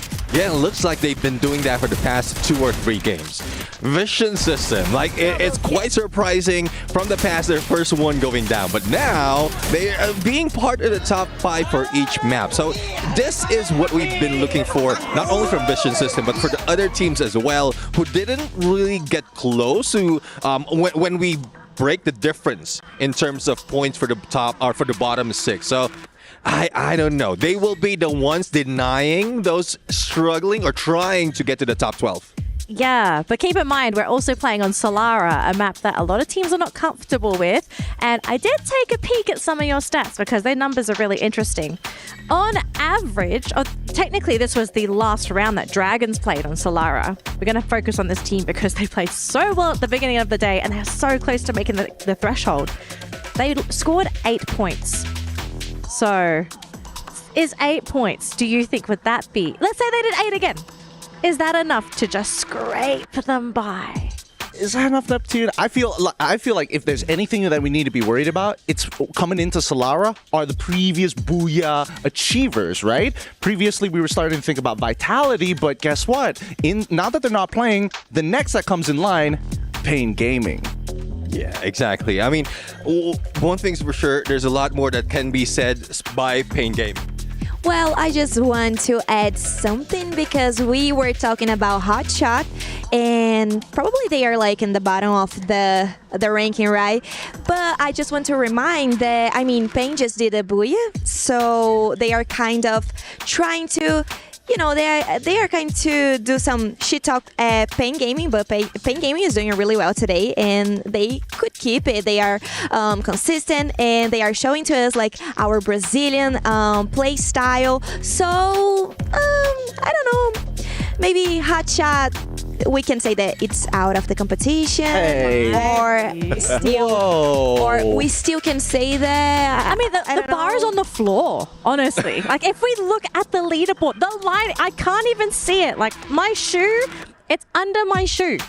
Anybody could cross that line. So here is the leaderboard before we jump into our last game, folks, okay? The fight for that 12th spot, it is so tiny, so close. Someone could just breathe and they will qualify to the next stage. Yeah, looking at the difference. I mean, Hotshot you did mention, and I know like you still feel what they said about Pain, but I guess they are feeling Pain right now. Only 3 points remaining from Dragon Esports. Make that 4. But Onic could also come in and say, your dream is now mine. Hey. If we're talking about Onic here, we also got to keep Dragon Esports in the mix because let's say they get 30 points in the next upcoming game. That means if both Onic as well as Dragons do well, there's a potential that Fluxo gets knocked out. I just don't want to be part of this conversation. I will keep sitting here, or maybe, you know, I'm looking I don't want to be part of it. You don't want to be part. I'm not sure. I think Fluxo will pass through the knockout stage and will go to the point rush because last year they did like exactly the same. They ended the knockout stage at I think 11 or the 12th position maybe. But well, we need to see. We need to keep our eyes really open to it. But I don't think that's the. I mean, I'm not scared of it at all. Look at these boys. They look confident. You know, look at them. They are looking confident. I'm not gonna lie. Okay. They are looking confident. You know what I would do if I was Fluxo right now? I would be begging the teams at the top of the leaderboard to get all the points. Say, guys, don't give these simpletons points. Hey. Buram, Falcons, you have one job. Maybe they all are. the points. Maybe they are, but I'm cheering for them. Everything is gonna be fine at the end of the broadcast. Yeah. You guys, you can talk about me. You can talk about it with me later.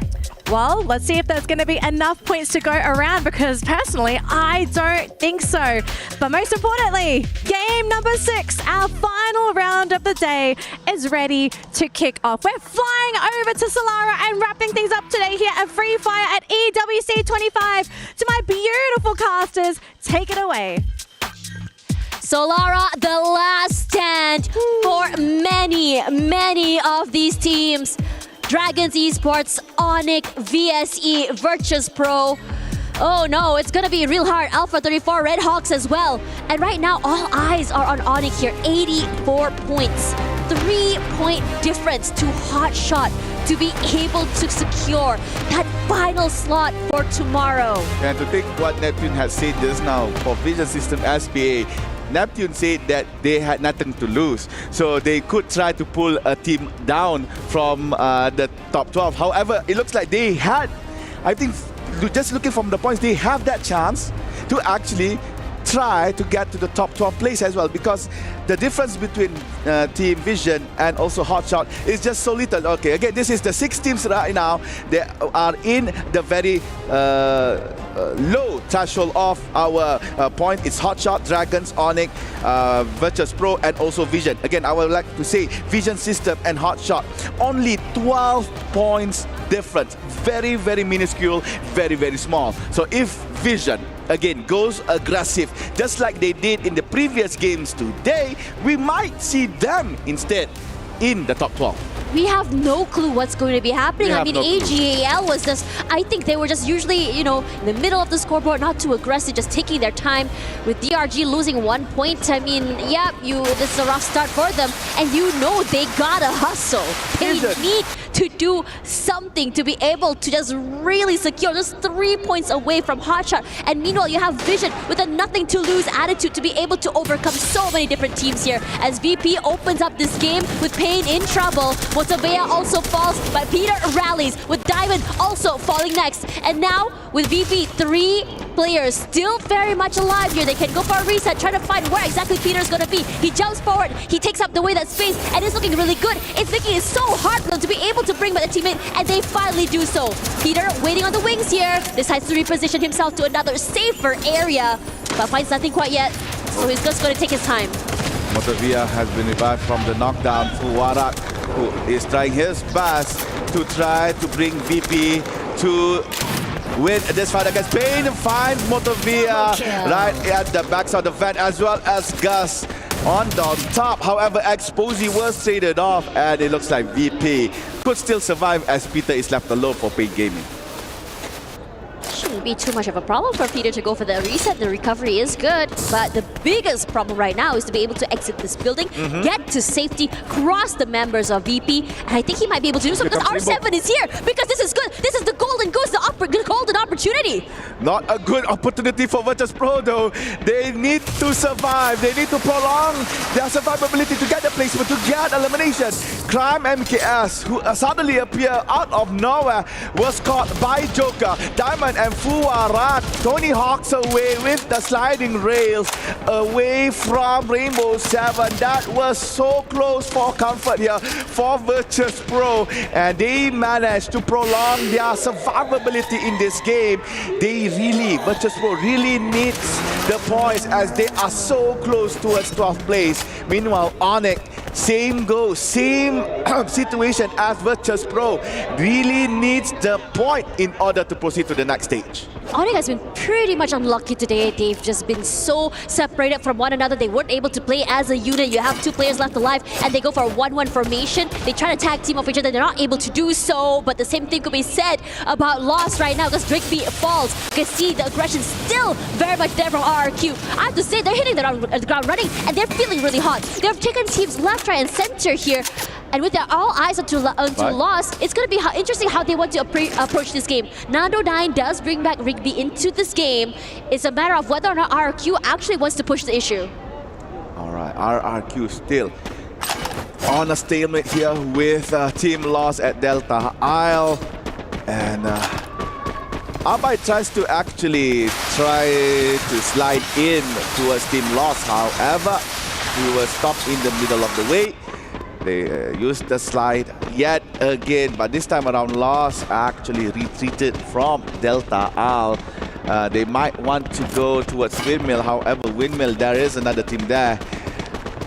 And we're now looking at Dragons. This is the MENA team currently with 84 points, shy of only 3 against Hotshot that is currently on 12th place. They really need to survive and gain points. Back to Delta Isle. We want to see this engagement, and we're getting it right now as RRQ finally did push the issue, and they are just completely frying. But Lost rallies as well. But it's gonna be hard because General is down, and now RRQ looking to eliminate the final member here. Nando9 running away with his life. Lost 2 members left. Nando9 trying to steal away the attention for his teammates, but Nando9 cannot do more than that. And there it is, Lost knocked out fairly early. The first team to be eliminated. What a stark contrast here as RQ takes the fire and they are looking and feeling real good. Kiba, come on now. Freestyling in front of Nando's box. RRQ finessed themselves by taking down the leaders of the overall knockout stage. However, for loss, it's 182 points for them. They definitely will go towards the next stage. Therefore, it's not a big loss, pun intended, that they have been eliminated on 12th place. Meanwhile, Rainbow 7 and AGAL is added. Joker takes down Chino, meanwhile Yu takes down Dea. That is two snipers taking down their own targets. Chinoy could still have space to be revived. Yep, he has come up back again. However, was traded with Baros. Baros is now no more. Game King X pushing towards Yu. Does not have the capacity to fight against Yu. Right in front. SPD, James King. Like, I don't care. I have an SMG, but my SPD is way better. Takes down Yu, and AGAL is in trouble. Meanwhile, RRQ, same boat as well. We were just glazing RQ here, and now the team that's on fire is currently burning.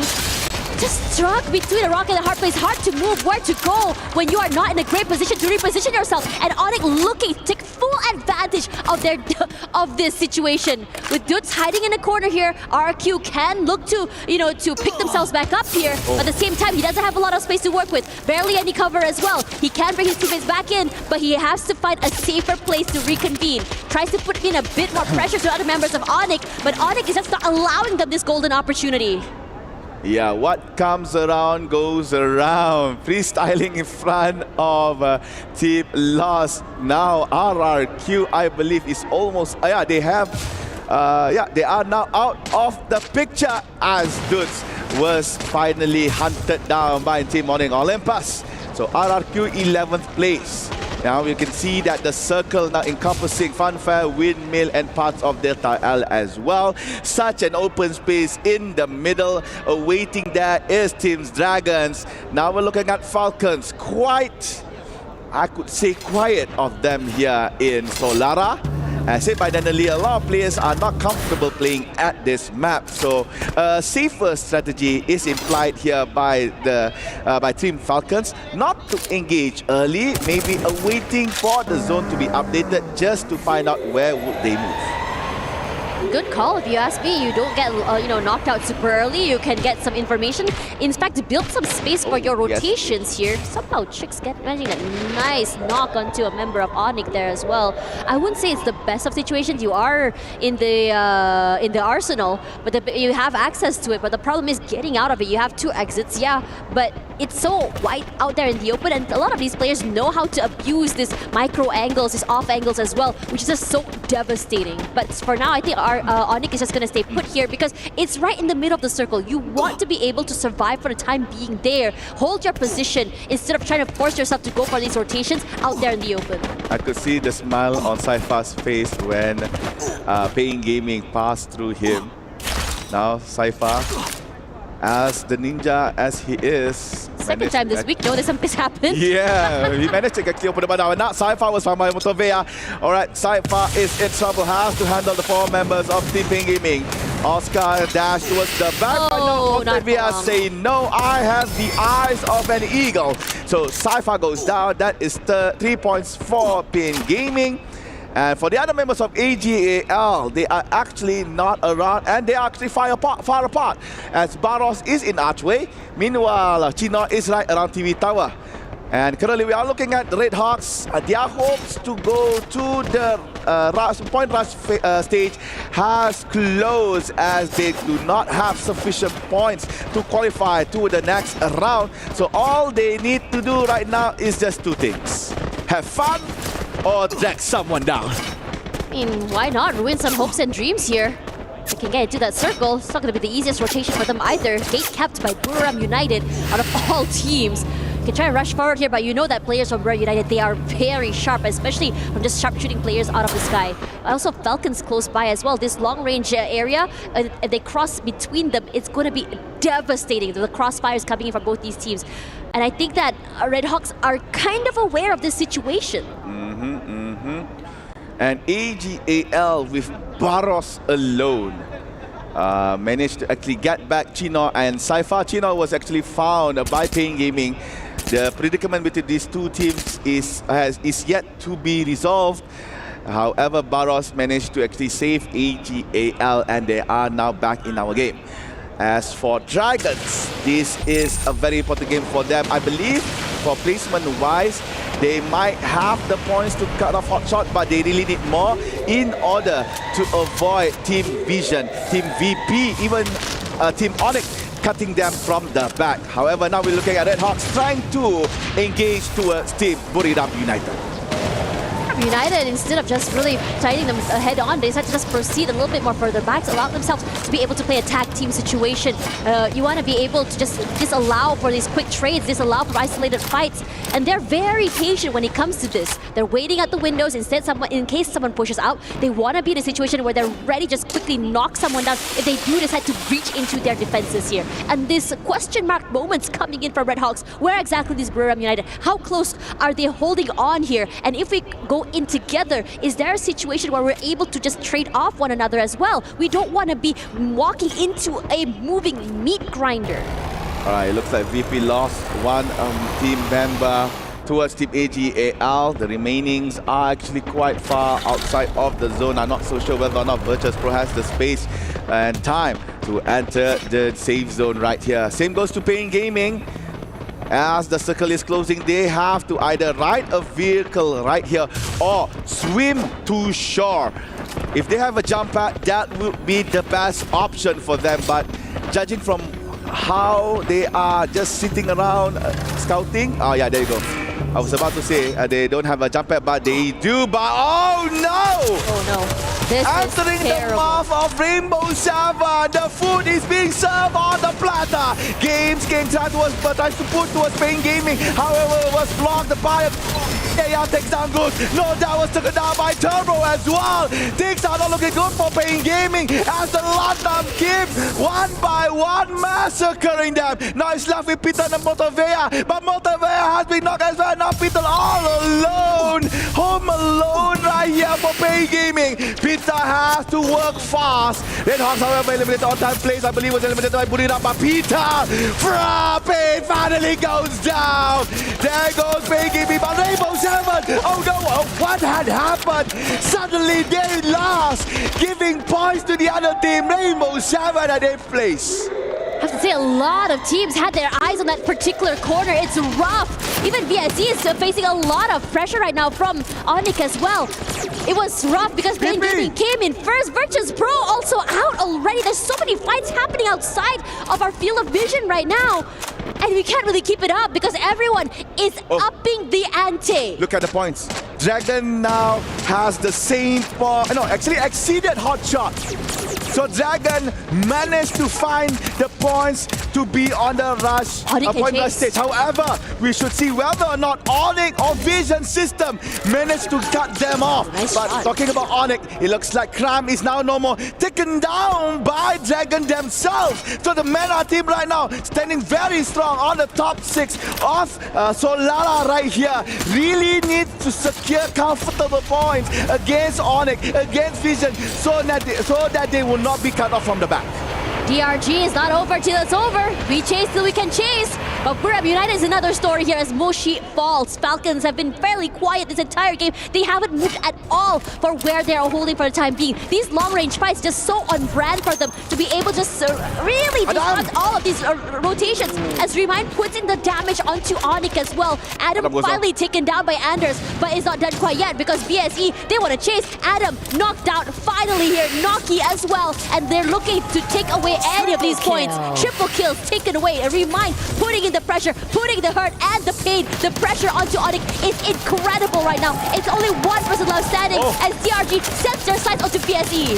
BSE Vision System SPA right now under fire by Dragon. Dragons really need to take down that team. If not, there's a possibility for Vision to come to the top 12 with 90 points right now on Dragon. They really need to do work. Yase goes down. There's only 3 members left for the Mena team. Onyx gone! Onyx disappeared from the map! The hope for the Mena team is alive! But now it's up to Vision whether or not they will deny it. Dragon had to play outside the zone as well. Solara goes down. The kills are coming in by Vision System. They are trying to hunt for that booyah. Slaybox goes down. Dragons taken down one by one. VSC 7 elimination. It's just so close, Dash. VSC rallying. When Hope said no, they said nah. Let's change the trajectory of our fate. Wasana will be another one to fall. Buram United falls to this team. But they're not done quite yet. Remind has 4 eliminations, a majority of kills from DRG themselves. Just jump shots, just a reposition here. Tries to turn around, he can still waste some elimination points to really put in the pain to the members of Falcons. And this crossfire from Vision is not making it easy, and Falcons decide to choose their fight. They choose to take a bit more space forward, ignoring where DRG are. And DRG with only 2 members left on top side here, tries to rush forward. VSC aware, puts in the damage on to Remind. Their reposition's not enough to kill quite yet, and they are going to wait. Both Dragons and Falcons are moving with the Dons, however, only one floor apart. T-Fox takes up another, no! Falcon denies it from Dragons. Now it's up to VSC. Vision, will they manage to get the first booyah here? Trying to execute on Falcon. They are in, but Jota goes down. Falcon holding their ground, forcing Vision to try to go from their vicinity. Andre now on the bottom floor. Chicks and Maxi still trying to guard that second floor. Falcon gathering all in one spot right here. But Peter tries to execute on towards Maxi on the balcony. But Maxi goes down. Falcon is now so close to gain that booyah. Peter goes towards first floor. Kiro goes down as well as Peter. It's gonna be 2v2. It's so close. But Andre, red color now. That's up to T. Chicks is the only person that could bring booyah for Vision System. Pina and Limit finally rest their legs for a while, trying to observe what Chicks is doing. But Pina goes towards the front of VSK in hand. T cannot hold it. It's a 2v1. Try to hold on the line. Now, baby, because booyah for Falcons. The Falcons still stand strong. They stand tall, very decisive in what they wanted to do. Position-wise was not the best for them. Sandwiched between 2 teams, and they made that quick decision. What are we gonna do? We take this fight against VSE, or we take this fight against DRG? And they chose DRG, knowing that they are the team that had the lesser amount of players. And they were very methodical. These quick takings, this decision-making is just key on why exactly they got that last booyah. But the same could be said about that team from VSE here. This is a situation where it was so close for them to be able to rise up to the top. But despite everything, despite being at the bottom of the barrel at one point today, they still rally, they still chase, and they said, even as the maps ended, it's not over till it's over. Vision System almost yet again for the second time today almost secured that booyah, but they could not complete the game as smooth as they would. Falcons, this is their 3rd booyah, I believe, in EWC thus far, and it looks like our returning champions are showing the colors of green in the sky with the closing booyah on the last day of the knockout stage. Now, the most pinnacle, the most important information we would like to know. Will it be Vision System or Dragon Esports be at that 12th place? This is where a lot of question marks come in, right? Because we have no clue what's going on right now.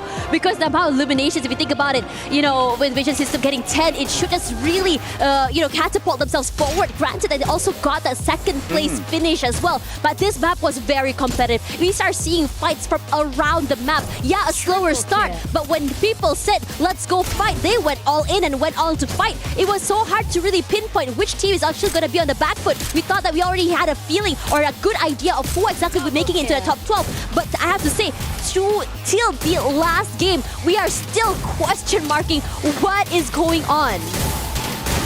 Definitely true. Oh, a very intense moment here. And there you go. We got our tables right here. With 3 points different, Dragon Esports managed to qualify for the point rush. Vision System so close, but yet so far almost will never be there. 13th place for them. And with that said, Tash, please. I am so shocked as Vision System. They were at the bottom of the ladder in the beginning of today. But somehow today, they had really rallied themselves, almost making it there. But as you said, almost is not enough because there are only 12 slots. Dragons basically has clawed their way in, pushing hot shots below them, which is such a heartbreaker if you ask me. At Group B, it must have been so hard for them today. Just not being able to play, not being able to do anything. As the day 1 and day 2 had ended, they could only watch as other teams slowly clawed their way to the top and pushed them out of that leaderboard rankings. And for Team Falcons topping these leaderboards, they have come here not to play, but to defend their title. They are looking to say that there's a reason why Riyadh is their nest, and there's a reason why they are here to just really dominate. Lost, I think they had a phenomenal run as well, but a little bit too late compared to the rest of the teams. Yeah, to conclude our day, ladies and gentlemen, we have our 12th team towards Point Rush stage. We have Team Falcons, Lost, EVOS, RRQ, Pain Gaming, Core Memory, Buram United, Vitality, Movie Star 7, AGAL, Fluxo, and also Dragon Esports. There you go, we have our 12, and right after this, we are going to go with Carol on stage. So Carol, what's going on? Wow, what a challenging, amazing knockout stage we had. And I'm happy to welcome here the top team of the day, the reigning champions, Team Falcons! Congratulations, guys, you have made it to the finals. But before we advance to the Point Rush stage, you still have one more duty to do, all right? Right now, you get the honors to crush the bottom 16 keys and send them home. Are you guys happy to do that? พร้อมหรือยังฮะที่จะบดขยี้กุญแจของทีมที่ตกรอบในวันนี้ครับพร้อมแล้วครับ We are ready to be the honor to do this one. Amazing, amazing. The crowd is going crazy. I love that. Yes, guys. Amazing. So I'm gonna need your help right now because we have 4 steps here, right? First one, turn the key, open the switch, flick the switch, and finally press the button. สเต็ปนะฮะก็ง่ายๆเลยนะครับคนแรกนะครับหมุนกุญแจครับคนที่2เปิดฝาครับคนที่3กดสัญญาณครับคนที่4กดปุ่มค้างไว้ครับผม Okay, so let's start right now. It's time for the crusher. First play, please. Turn on the key. หมุนกุญแจได้เลยครับ Perfect. Second player, leave to open the switch. Third player. Flick the switch. Wait. Fourth player, you have the most important job right now. Because when you press this button, you're gonna crush those keys and end dreams here. Are you ready? ก็คนสุดท้ายนะครับได้หน้าที่ที่สำคัญที่สุดเลยนะครับคือการกดปุ่มเพื่อบดขยี้กุญแจทั้ง6นะครับไม่ทราบว่าพร้อมหรือยังครับโอ้พร้อมสุดๆเลยครับ We are ready So let's go press the button ถ้าพร้อมแล้วก็กดเลยครับผมค้าง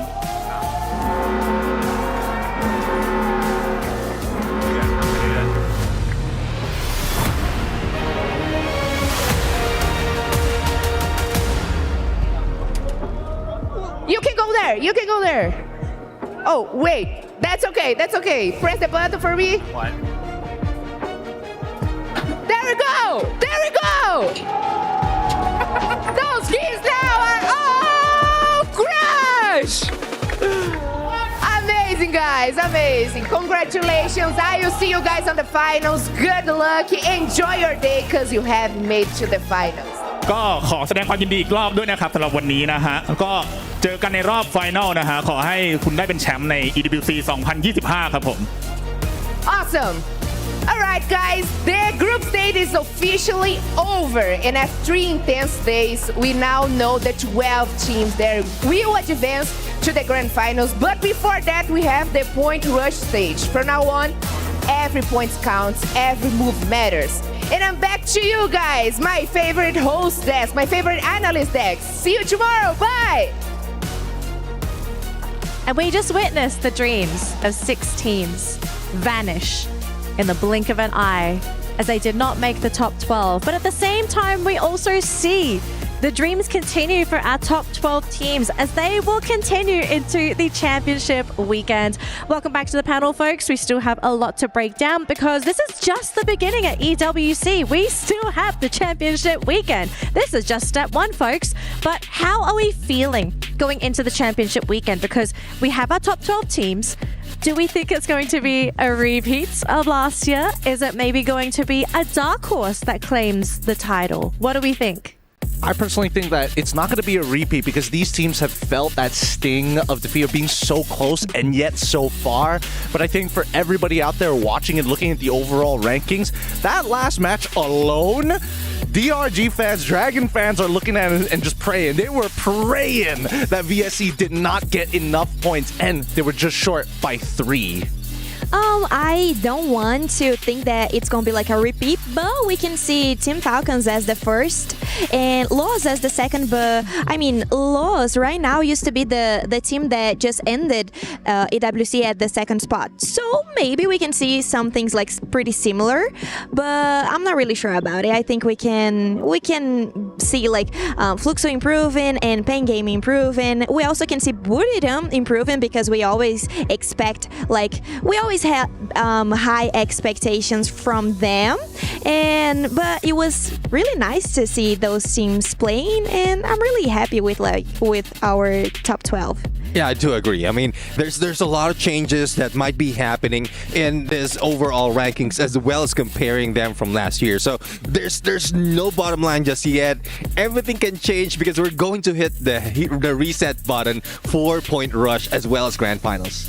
Exactly. So all of a sudden, with everyone back on even playing fields, I mean, it's going to be a bit of reinvigoration, maybe some motivation, maybe some surprises, but also a question of whether the curse is real, right? Because we did mention this coming into the broadcast that Free Fire Esports, we have a bit of a curse where whoever does well in the knockout stage, that team never gets the championship title. So coming into the championship weekend, is that curse going to continue? Because Falcons, they were last year's champion. And look where they are today. I refuse to believe this. I refuse to believe the superstitions, the conspiracy theories. If it all happens all over again, then the earth is flat, vaccines don't do anything. Like, again, you throw it in the ballpark, our universe is in a globe, like everything. Where's the tinfoil hats? We need them right now. Well, we'll have to see though. Probably they can do something that RRQ did at that point, like do some rituals from what we've seen earlier, just to make sure that the curse doesn't happen. But again, there's a lot of things that might change, a lot of things that might happen overall, because we've seen great improvement from those who were chasing on that top 12. Those who we expected to be in the top 12, unfortunately, didn't really make it. Yeah. Well, it looks like our Kidia top plays are ready to go, folks. Let's have a look and see what were our top plays here for day 3 for Free Fire at EWC 25. I mean, gentlemen, I want to ask you actually, what was your favorite play today? Was there any particular game, any moment where you just thought, that's a game I want someone to watch? Oh, this is a tough one. I hope they show it in the highlights. The one that we're seeing right now is unfortunately when VP getting wiped out because of the amount of thirds. But I think some of the best plays have honestly come out from the Tom side. Like, Lost has done some really good work, but I think even Pain Gaming as well really stepped up to the mantle, especially against some of the best teams in the world coming in from Southeast Asia. One thing I would say though, it might not be the best, but it's nerve-wracking. Oh, yes. The final 2 teams, the potential clutch that Dragon Esports could have done against the double headshot. Double headshot. And like if that went through, not only are we celebrating Dragon Esports getting to the top 12, but like them showing the biggest highlights for this year. I completely agree. Because, well, in my opinion, we need to see that type of move coming from the teams that were in the bottom. So, well, it was really important, and I mean, I like to believe that it was, I mean, important for them too. So now they are inside of the top 12. So I mean, that's kind of good news. She's just holding back. I can see how excited she is for 4 Brazilian teams coming in. Sorry, the LATAM region's team representatives coming in, especially in a tournament like this where there's so much money on the line. Like excited or worried for one team specifically, because they were almost in there. It's a good thing like Fluxo managed to get in the top 12 and stay in the top 12. No, but I need to believe that it was like a bad luck stuff or something like that, you know. I think Fluxo will improve, and I mean, I'm happy with the way that we finished our knockout stage. Well, to clear out the knockout stage, we have an MVP. Now, before we reveal who's going to be our Sony MVP of the day, I want my panel to throw some guesses. Who do you feel was the highlight player? Remind? I think that's a pretty good shout out here. I mean, you know, double headshot, pulled the team through, got a lot of picks on the most important teams, both VSC and as well as Onic in the very final game to eventually qualify. I think that's a pretty good shout. For me, I think, I'm sorry, I might be taking it away from you, but General, like leading the team to get all those points, especially for today. Yeah, he's really good. He's really, I mean, I don't know. He keeps all the confidence of the team like in a high level, you know. So he's a really important player. So I can agree with that. All right, so let's see who is nominated as our Sony MVP of the night. It is Due. So unfortunately, the panel was not correct, but look at Due's stats. Look at the numbers. Oh my goodness.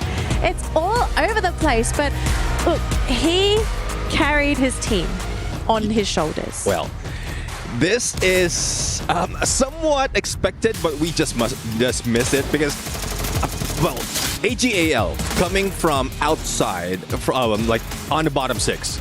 And now, when they need it, they really perform. And each time they perform, it's because of this guy. It's because of Due. And as we often say in in Southeast Asia, monkey see, monkey do.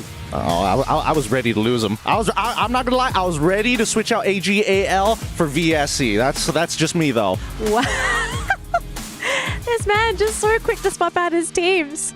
Oh boy. But then again though, because Due got MVP here, I kind of wonder, is he going to be the MVP for his team this championship weekend? Going into Point Rush, you know? AGAL, they did not look that strong in the knockout stage, but because everything is going to be reset, no points, everyone is on the same level playing field, maybe AGAL turns out to be one of the top dogs after all, because it's not fun being an underdog sometimes. That is true, but I think that snipers are taking over the current meta as of right now. They're such an integral part of how this team not only, how all teams are going to function, but gives you the confidence. Because how good does it feel going into a full Clash Squad fight, 4v4, immediately, boom, you see that knockdown happen. They force the glue walls, you throw that Riptide Rhythm, and you're like, this fight's already done for. Yeah, exactly. I mean, this time around, specifically this year, this is where snipers has been showing up, even from the regionals, even from the qualifiers to EWC. There's more highlights as well as MVPs coming from the snipers, and even from Dragon Esports. Their IGL, or like Remind, is the one leading the team, and he's also a sniper, and probably the reason as well why they were able to get to top 12. All right, ladies and gentlemen, thank you so much for joining me on the panel. We are going to still see you for the championship weekend. So, folks, you're going to see plenty of them and also plenty of me. But unfortunately, we are done here for the knockout stage. Thank you so much for tuning into the broadcast. If you missed any of the matches, definitely go back and watch the VODs. All the matches are well worth watching. But make sure you come back bright and early tomorrow, because we are ready to kick off the championship weekend. This is it for all of us here for the Free Fire broadcast. We'll see you tomorrow.